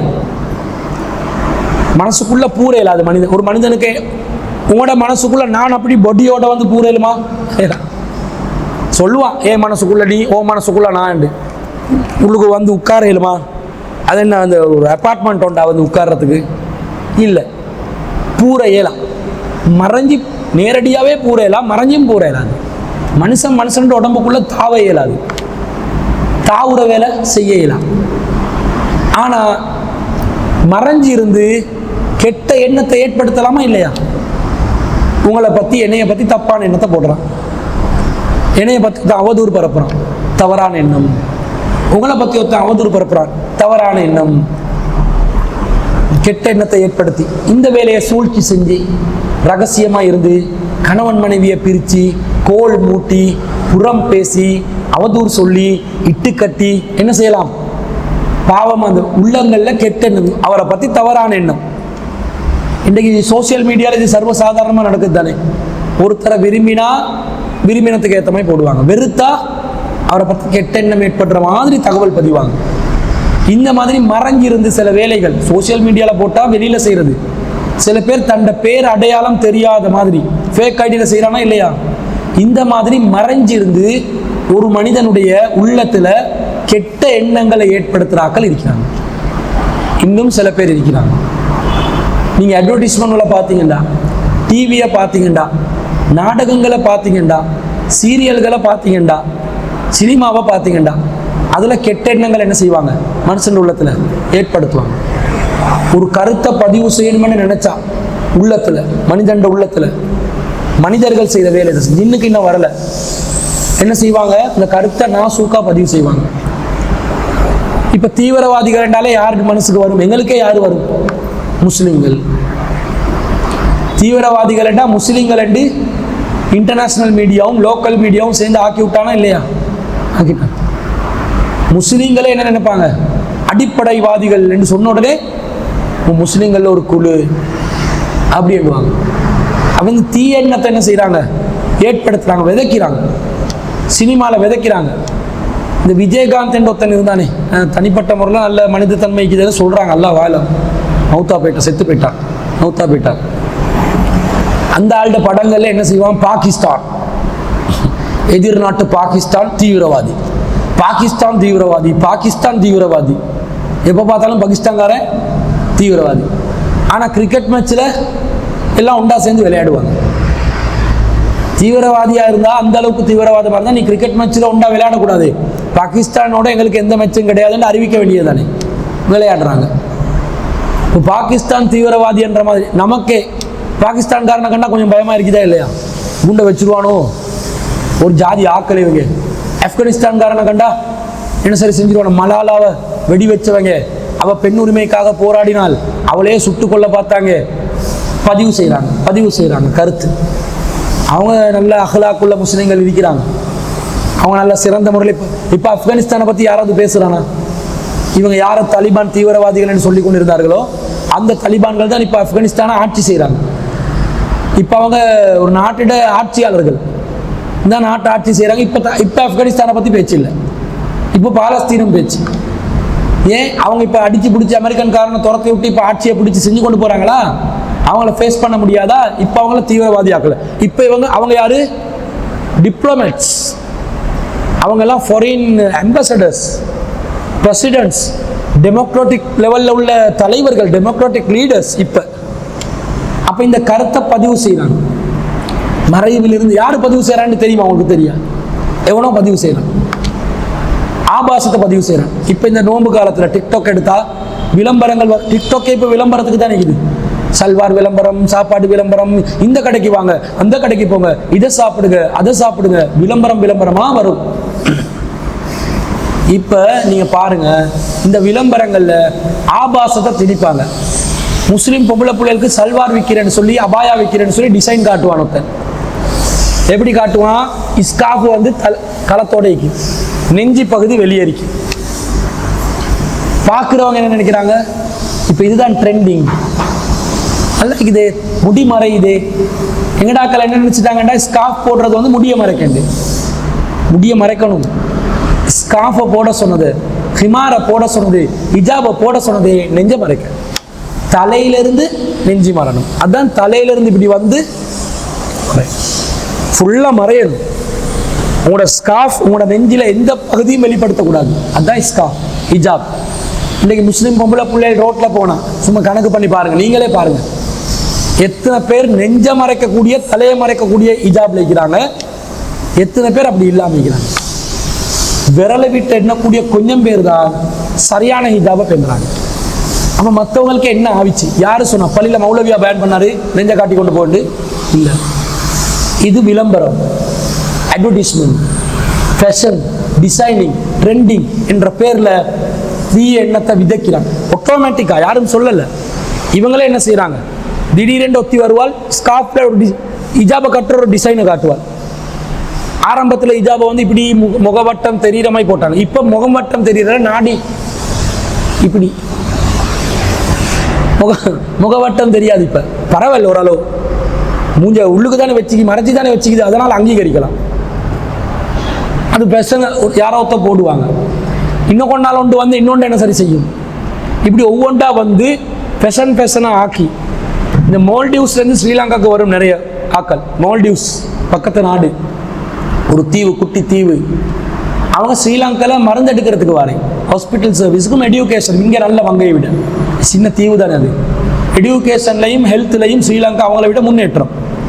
இங்கே வாரேன், அதுகள் ஹிஜாப் ஒழுங்கா போடுறதே இல்லை, கள்ளத்தை மட்டும்தான் மறைக்குதுவல். விலங்காதான ஸ்ரீலங்கா காரியல் மாதிரி தைக்கும் பார்க்கறதுக்கு. ஆனால் கொஞ்சம் விலங்கும், அது பேசுகிற மொழியில் விலங்கும். எக்ஸ்ட்ராவாக லிப்ஸ்டிக் அடிச்சிக்கும்போது பார்த்தா விலங்கு, இது வெளிநாட்டுக்காரி. இப்போ ஹிஜாபை போட்டு லிப்ஸ்டிக் அடிச்சு கொண்டு நிற்கிறாங்களா இல்லையா நம்மாக்கள்? சில பேர் வந்து விளங்காத லிப்ஸ்டிக், அவங்க என்ன செய்கிறாங்க? அலங்காரத்தை வெளிப்படுத்துகிறாங்க, மூக்குத்தி குத்துறாங்க, அலங்காரத்தை. இது யார் இந்த சமூகத்துக்குள்ளே கொண்டு வந்தது? முஸ்லீம் சமூகம் அழகாக ஹிஜாபை கடைப்பிடிச்சு தானே வந்தாங்க. ஆரம்பத்துலேருந்து ரசூலோட காலத்தில் அப்படி தானே வந்தாங்க. ஒழுங்காக தானே சொல்லி கொடுத்திருப்பாங்க, எல்லாரும் ஒழுங்காக தானே கடைப்பிடிச்சாங்க. எப்படி மாறிச்சு? மனிதண்ட உள்ளத்தில் தீய எண்ணத்தை யாரோ ஏற்படுத்துகிறாங்க. முஸ்லீம் ஆண்கள் அழகாக தாடி வச்சு வந்தாங்க. இப்போ தாடி வைக்கிறாங்களா? பொம்பளையே சொல்லுது, பொண்டாட்டியே தாடியை வெட்டுங்க, அசிங்கமாக்கிவாங்க. தாடி தான் ஒரு ஆம்பளைக்குரிய அடையாளமே. தாடி இல்லாத ஆம்பளையும் பொம்பளையும் ஒரே மாதிரி தனி மூஞ்சி. சின்ன பிள்ளையில பாருங்க, ஒரே மாதிரி இருக்கும் ஆம்பளை பிள்ளையும் பொம்பளை பிள்ளையும். காரணம் தாடி இல்லை, மீசை இல்லை. அவனுக்கு கொஞ்சம் 14-15 வயசு போல 1-2 மீசை முளைச்சி 2 பரு வந்தோடனே தொண்டைக்குழி என்ன செய்யும்? தள்ளி நிற்கும். அப்போ தான் கொஞ்சம் வித்தியாசம், ஆம்பளை வாக்கு ஸ்டார்ட் ஆகும். இவங்க என்ன பண்ணுறாங்க? ஷேவ் பண்ணுறாங்க, தாடி வளராமல் ஆக்குறாங்க. பொம்பளைக்கும் ஆம்பளைக்கும் வித்தியாசம் இருக்காது. தாடி வளராத ஒருத்தனுக்கு வந்து நீங்கள் ஒரு ஸ்கார்ஃபை போட்டு விடுங்க, பொம்பளை பிள்ளை மாதிரி தான் இருப்பான். தாடி வளர்ந்த ஒருத்தனுக்கு போட்டால் விளங்கிடும், மீசை முளைச்சவனுக்கு விளங்கிடும். ஆம்புலினுடைய தனி அடையாளமே தாடியும் மீசையும். மீசை முறுக்கும் ஆம்புல் என்போம். எங்களுக்கு அப்படி மீசை வைக்க வேணாம்ன்றாங்க சொல்லலாம். மீசை வந்து கத்திரிக்க, தாடியை வளர விடுங்கண்ணா. ஆனால் அழகாக வச்சுக்கொள்ளணும் இருக்கிறது. அதுக்காக சில பேர் வந்து தின்னும் போது மீசை இப்படி தூக்கி வாய்க்குள்ளே போட்டு பைக்கில் போவாங்க. சில பேர் தாடி இப்படி விரிஞ்சி தின்னும் போது கஞ்சி போயிட்டு என்ன செய்யும்? தாடியில் உளும். அதை எடுத்து இப்படி இருந்தா வந்து அது பார்க்கறதுக்கு ஒரு அருவருப்பா இருக்கக்கூடாது இல்லையா, அழகா இருக்கணும். நீட்டமான தாடியானாலும் பிரச்சனை இல்லை, அழகா வச்சுக்கோங்க. அப்ப இந்த மாதிரி தாடியை இன்றைக்கு இல்லாமக்கி ஃபேஷன் ஆக்கி விட்டாங்க, தாடியை சேவ் பண்றது. இப்ப திருப்பி ட்ரெண்டிங் ஆக்கி விட்டீங்கன்னா தாடியை வளர்க்குறது. ஆனா வளர்க்குறான் பாருங்க, பார்க்கறதுக்கு கன்றாவி ஆகுது. மீசை இப்படி வளர்த்து, தாடியை அப்படி வளர்த்து, பார்க்கும்போது ஒரு கொலுபில் இந்த கோரில்லாவை பார்க்குற மாதிரி இது. அது அந்த தூய்மை இல்லாத ஒரு தாடி வளர்ப்பு ஃபேஷன் முஸ்லீம் பொடிய மகளும் செய்கிறாங்க. யாரு தோன்றா? சினிமா நடிகன்மார்கள் தோன்றாங்க. அவன் சொல்லலை, ஏய் இளைஞர்களே தாடி வைங்கடா இப்படி சொன்னானா, தாடியை இல்லாமக்குங்கடா சொல்லலை. அவன் செய்வான், ட்ரெண்டினை உருவாக்க. இது தீய விஷயங்கள் என்ன செய்யறான், மனுஷன் உள்ளத்துல பரப்புறான். யாரு செய்யறேன்னு தெரியும், ஃபேஷன் பண்றான். பொம்பளைகிட்ட பேச்ச கேட்டுக்கொண்டு இருந்தான் ஆம்பளை மாப்பிள்ளை மகள். இப்ப கேட்கிறாங்களா? பொம்பளையில மதிக்கிறாங்களே இல்லை. கொஞ்சம் ஒரு 50 வருஷத்துக்கு முன்னாடி உம்மா வாப்பாட ஒத்துமையும் இப்ப இருக்கிற உம்மா வாப்பாட ஒத்துமையும் பாருங்க, நிறைய டிஃபரன்ஸ் இருக்குது. இப்பொழுதே ஜல் புல் ஒத்துமை ஒன்று தான் இது. எது எடுத்தாலும் எரிஞ்சு விழுறது. ஆரம்பத்தில் அப்படி இல்லை, நல்ல ஒரு ரெஸ்பெக்டிவாக இருந்தாங்க. ரெஸ்பெக்டிவ் லவ் ஒன்று இருந்துச்சு. லவ் வேண்டா உம்மா வாப்பாக்கு லவ்வை சொல்கிறேன். இப்போ வந்து ரெஸ்பெக்டிவ் இல்லை, ஒரு விதமான போங்கல் இருக்குது. இந்த இந்த எண்ணங்களை ஏற்படுத்துகிறாங்க மனசில், மறைவில் இருந்து இந்த மாதிரி செய்கிறாங்க. இதுக்கு இவங்க விளக்கம் கொடுக்குறாங்க தஃசீர்களில். மனிதர்களில் சூனியக்காரன் இருக்கிறான், சூனியக்காரன் மறைஞ்சிருந்து தீயதை ஏற்படுத்துகிறான்.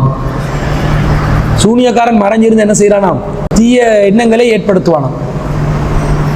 இப்போ நீ நட, இப்போ போ, கிணத்துல பாய் என்ன எங்கே இருந்து சொல்லுவானா. இவன் மனசுக்கு தோணுமாம், இப்படி போயிட்டு செய்வான், வசியம் செய்கிறான். இந்த மாதிரி உங்களோட பொருட்களை யாருக்கும் கொடுத்துடாதீங்க, சீப்பை கேட்டால் யாருக்கும் கொடுத்துடாதீங்க, உங்களோட அந்த பைக் உடுப்பை யாருக்கும் கொடுத்துடாதீங்க, அதை எடுத்து சூனியம் பண்ணிடுவாங்க. இந்த மாதிரி செய்கிறது இல்லை. இந்த செய்கிற ஆற்றல் எல்லாம் யாருக்கும் கொடுக்கல.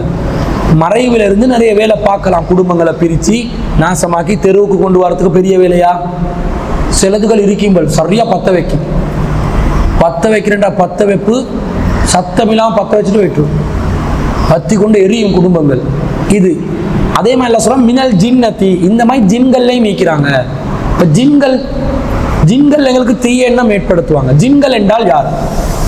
ஜின்கள் தீய எண்ணங்களை ஏற்படுத்துவார்களா என்று கேட்டால் ஆமா, ஜின்கள் ஏற்படுத்துவாங்க. முதல்ல ஜின்களை விளங்கிக்கோங்களே.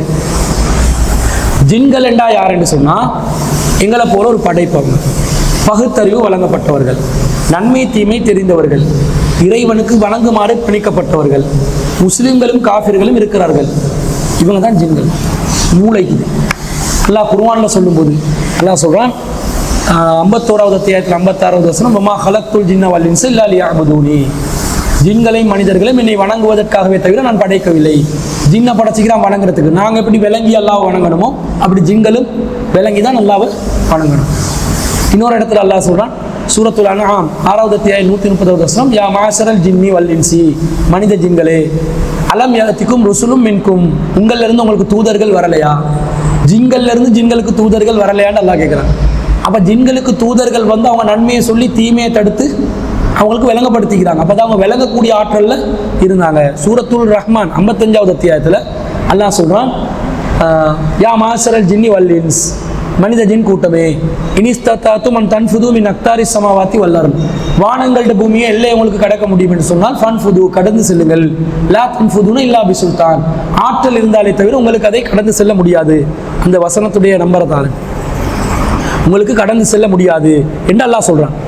அப்ப இவங்களுக்கு வானங்கள்ட பூமியிட எல்லையை கடக்கலாம் என்று அல்லாஹ் சொல்றான். இப்ப இன்றைக்கு பூமியிட எல்லையை கடந்து போறான் தானே மனுஷன். எப்படி போறான்? அவனுக்கு பகுத்தறிவு இருக்கிறதுனால தானே போறான்.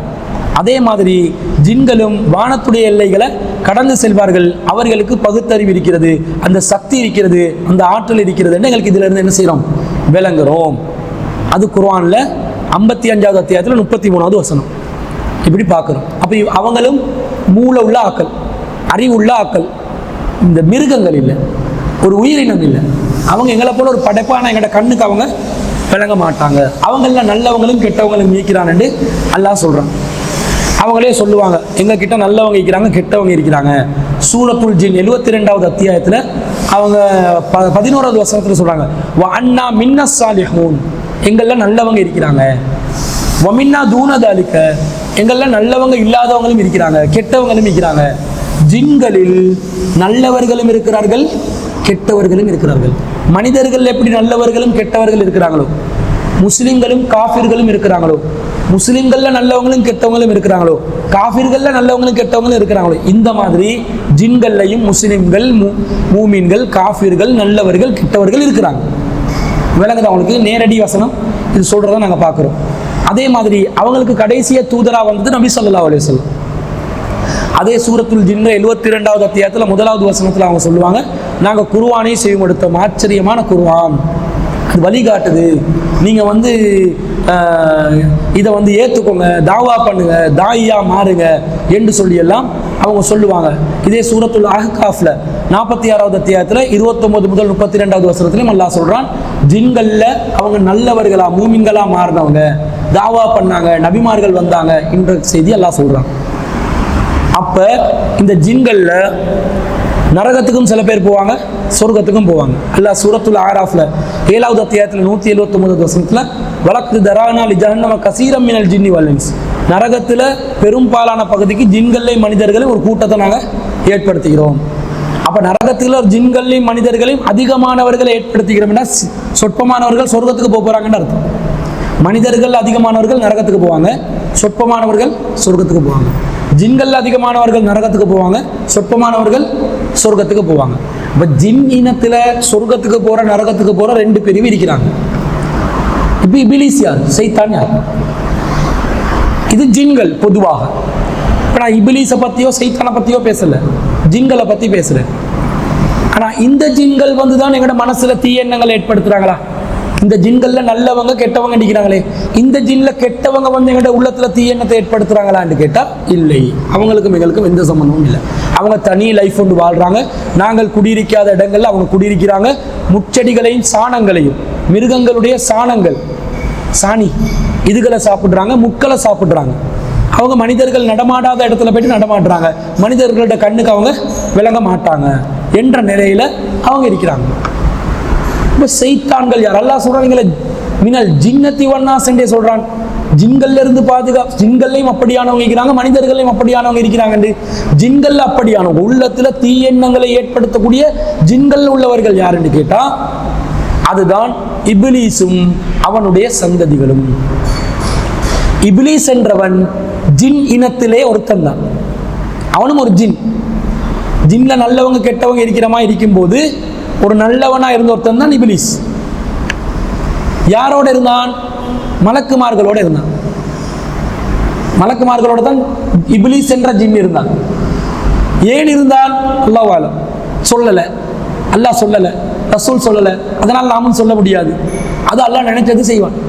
எல்லா ஜின்களும் அவங்களோட கூட்டத்தாரோடு இருக்க, இபிலிஸ் என்ற ஜின் மட்டும், ஜின்ல ஒருத்தண்ட பேர் இபிலிஸ். மனிதர்கள் எங்களுக்கு பேர் இருக்கிற மாதிரி ஜின்கள்லையும் பேர்கள் இருக்குது. ரிஃப்ரீத் ஒரு ஜின் இருந்ததா ரசூலா சொல்றாங்க. ஜின்கள்ல பேர் இருக்குது. அந்த மாதிரி ஜின்கள்ல ஒருத்தண்ட பேர் இபிலிஸ். அந்த இபிலிஸ் என்ற ஜின் யாரோட இருந்தான்டா மலக்குமார்களோட இருந்தான். மலக்குமார்களோட அல்ல அவனை நீ மலக்குமார்களோட இருக்கு, நீங்க எல்லாம் மற்றவங்க இருங்க இப்படி எல்லாம் வச்சுட்டான். ஏன்னு தெரியல. இந்த இபிலிஸ் என்றவன் ஆதம் அலைஹிஸ்ஸலாத்துக்கு ரெஸ்பெக்ட் பண்ணல, பணியல, ஆதம் அலைஹிஸ்ஸலாத்தை மதிக்கல. அதனால அவன் காஃபிரானான். அதனால அவன் அல்லாஹ்விடத்தில் பெருமை அடித்து மனிதர்களை வழிகெடுக்கும் சக்தியை கேட்டான். அதனால் அல்லாஹ் என்னோட போட்டியா 7 மணி கெடுத்து பாருடா என்றெல்லாம் அந்த சக்தியையும் கொடுத்தான். கொடுத்து நீ என்னைய காஃபிராக்கினாய், என்னைய மதிக்கல, நல்லாகிட்ட, என்னைய பெருமைப்படுத்தல, என்னைய மதிக்கல, என்னைய கௌரவிக்கல, என்னைய நீ வழிகேட்டுல அனுப்பிட்டாய், எனவே நான் மனுஷன் எல்லாத்தையும் வழிகெடுப்பேன் என்று மனிதர்களுடைய பகைவர்களாக, ஜின்கள்ல நல்லாக்கள் இருப்பாங்களே அவர்களுடைய பகைவர்களாக மாறின ஜின்கள் கூட்டம் தான் இபிலிஸ் என்ற ஜின்னும் அவனுடைய சந்ததிகளுமான ஷைத்தான்கள். ஷைத்தான்கள் என்று நாங்கள் சொல்வது யாருண்டா, ஷைத்தான் என்றது ஒரு தனி படைப்பு இல்லை. உலகத்துல பகுத்தறிவு வழங்கப்பட்ட 2 படைப்பு தான் இருக்கிறாங்க. யாரு? மனிதர்கள், ஜின்கள். ஜின்கள் என்ற படைப்புல இப்லீஸ் என்ற ஒரு ஜின் ஆதம் அலைஹிஸ்ஸலாத்துக்கு ரெஸ்பெக்ட் பண்ண மறுத்ததுனால அவனுக்கு அல்லாஹ் தஆலா அவனை சபிக்க, அவனை வழிகெடுக்க செய்ய, அவன் அல்லாஹ்விடத்தில் வரம் கேட்டு மனிதர்களை வழிகெடுப்பது ஒரு தொழிலாக ஆக்கி, நான் கடைசி மட்டும் உயிர் வாழ்ந்து மனிதர்களை வழிகெடுப்பேன் என்று சொன்னவன் இப்லீஸ்.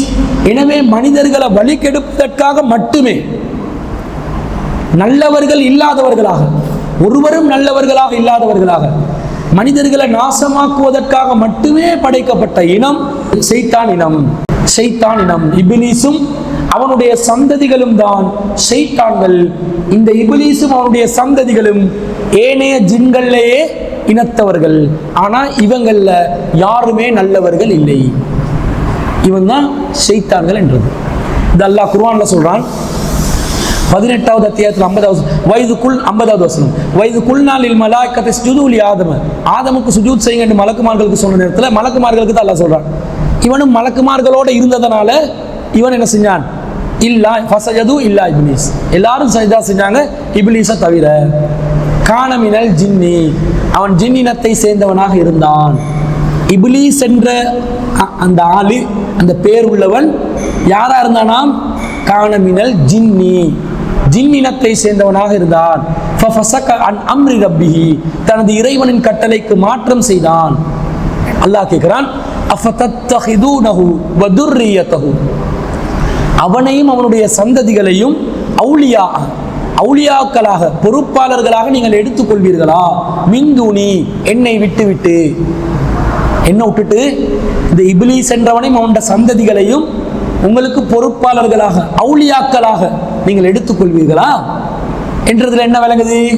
இப்லீஸுக்கு சந்ததிகள் இருக்கிறார்கள் என்றா ஆம்புல இருக்கிறாங்க, பொம்புல இருக்கிறாங்க. அப்பதானே ஜின்களும் இனம் பெருக்குவாங்க.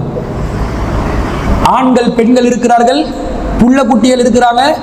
அவங்களுக்கு பிறக்கிற இப்லீஸுக்கு பிறக்கிற புள்ளையும் இப்லீஸ் தான், ஷைத்தான் தான்.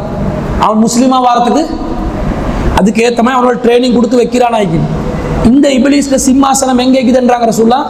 கடல்ல, ஆழ்கடலில் இப்லீஸுடைய சிம்மாசனம் இருக்கிறது. அவன் ஒரு அரிசி வச்சுக்கிறான், ஒரு புட்டுவம், ராஜ புட்டுவம். தனது பரிவாரங்களை பூமியை நோக்கி அவன் அங்கிருந்து தான் அனுப்புகிறான். போ, வழிகெடுத்து வா, வழிகெடுத்து வா. அப்பதான் ஒவ்வொருத்தன் வழிகெடுத்துட்டு வந்து சொல்லுவான் இப்லீஸ் கிட்ட, நான் இதை செஞ்சு வந்தேன், இதை செஞ்சு வந்தேன். அப்ப இவன் ட்ரைனிங் பண்ணி தான் அனுப்புறான். அப்போ ஒருத்தன் வந்து சொல்லுவானா, ஷைத்தான் ஒருத்தன், நான் இன்றைக்கு மாப்பிள்ளை பொண்டாட்டியை பிரிச்சு விட்டேன். அடா ராஜா, நீ தாண்டா ஆளு, வா வா வா, கிட்ட வா, வந்திரி, இவனை ரெஸ்பெக்ட் பண்ணுங்க, எல்லாரும் மதிங்க. மாப்பிள்ளை பொண்டாட்டி கிட்ட பிரிவினை ஏற்படுத்துவது ஷைத்தான்கள்ட மிக முக்கியமான வேலை. எப்படி பிரிவினை? சூனியம் செஞ்சா, செய்வினை செஞ்சா? அப்படி இல்லை. உள்ளத்துல வந்து பொண்டாட்டியை பத்தி தப்பான எண்ணத்தை போட, ஒரே போன்ல இருக்கிறாளே, அவன் உமாவோட பேசி கொண்டிருந்தான், அவங்க யாரும் இல்லை. மாப்பிள்ளை வீட்டுக்கு வந்தா மாமி ஒரு ஜாதி மூஞ்சி, பேசுறாவும் இல்லை, கதைக்கிறாவும் இல்லை, சல்புல்லன்றா. கொஞ்சம் உமாவோட சரி பேசி கொண்டு கொஞ்சம் ஆறுதலுக்கு, ஒரு வீட்டில் வளர்ந்துருப்பாங்க தானே.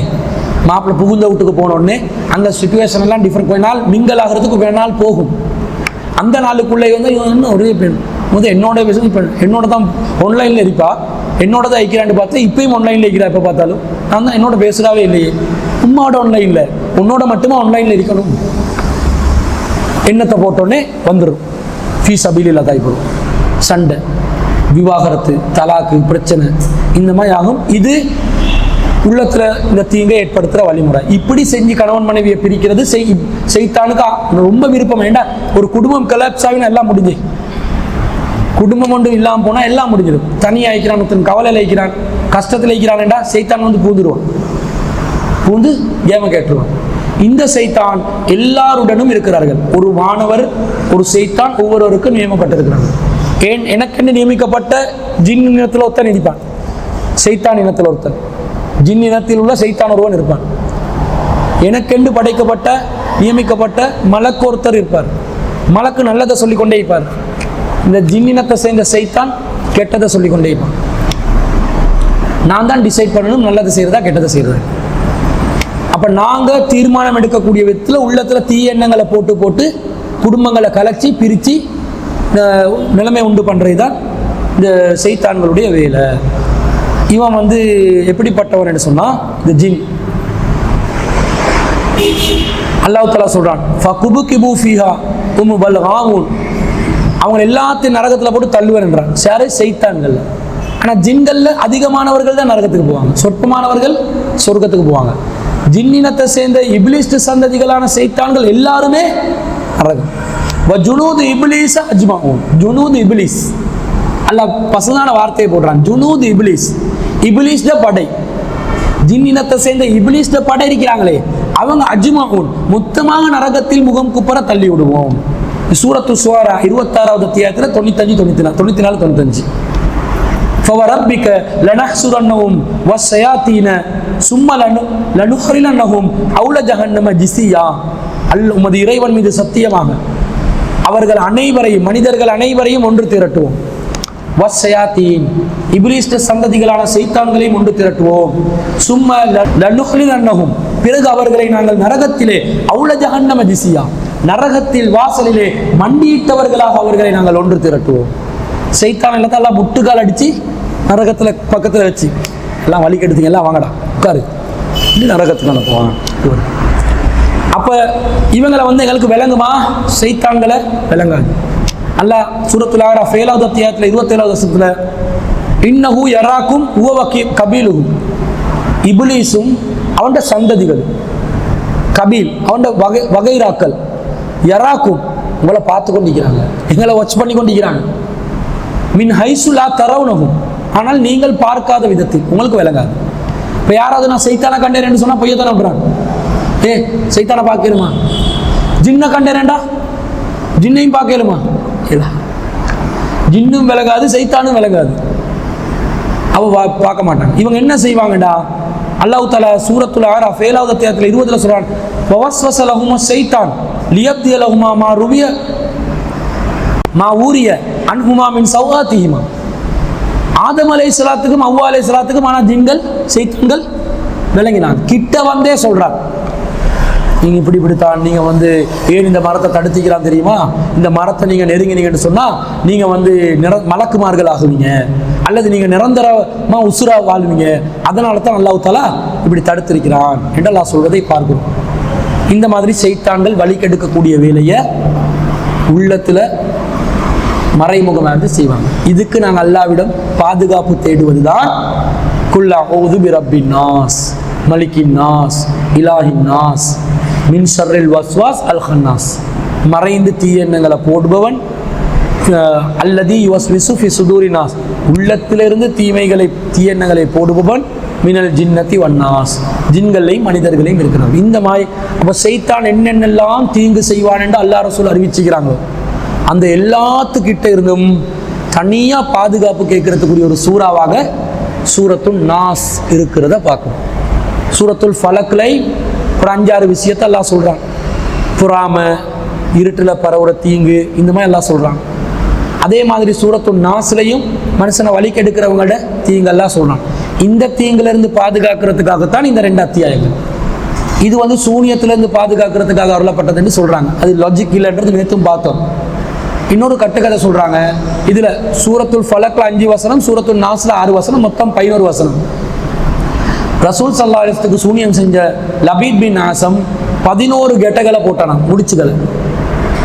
ரசூலாக்கு சூனியம் செஞ்சு 11 முடிச்சுகள் போட்டானாம். ரசூலா இந்த குர்ஆன் வசனங்கள் ஒவ்வொன்றா ஓத ஒவ்வொரு முடிச்சா என்ன செஞ்சான்? கலண்டு போச்சு என்னொரு கட்டுக்கதையை வச்சுக்கிறான். இதுக்கு ஆதாரம் இல்லை. இதுல சொல்லப்பட்டதுக்கும் அந்த முடிச்சுக்கும் சம்பந்தம் இருக்குதா? இல்லை.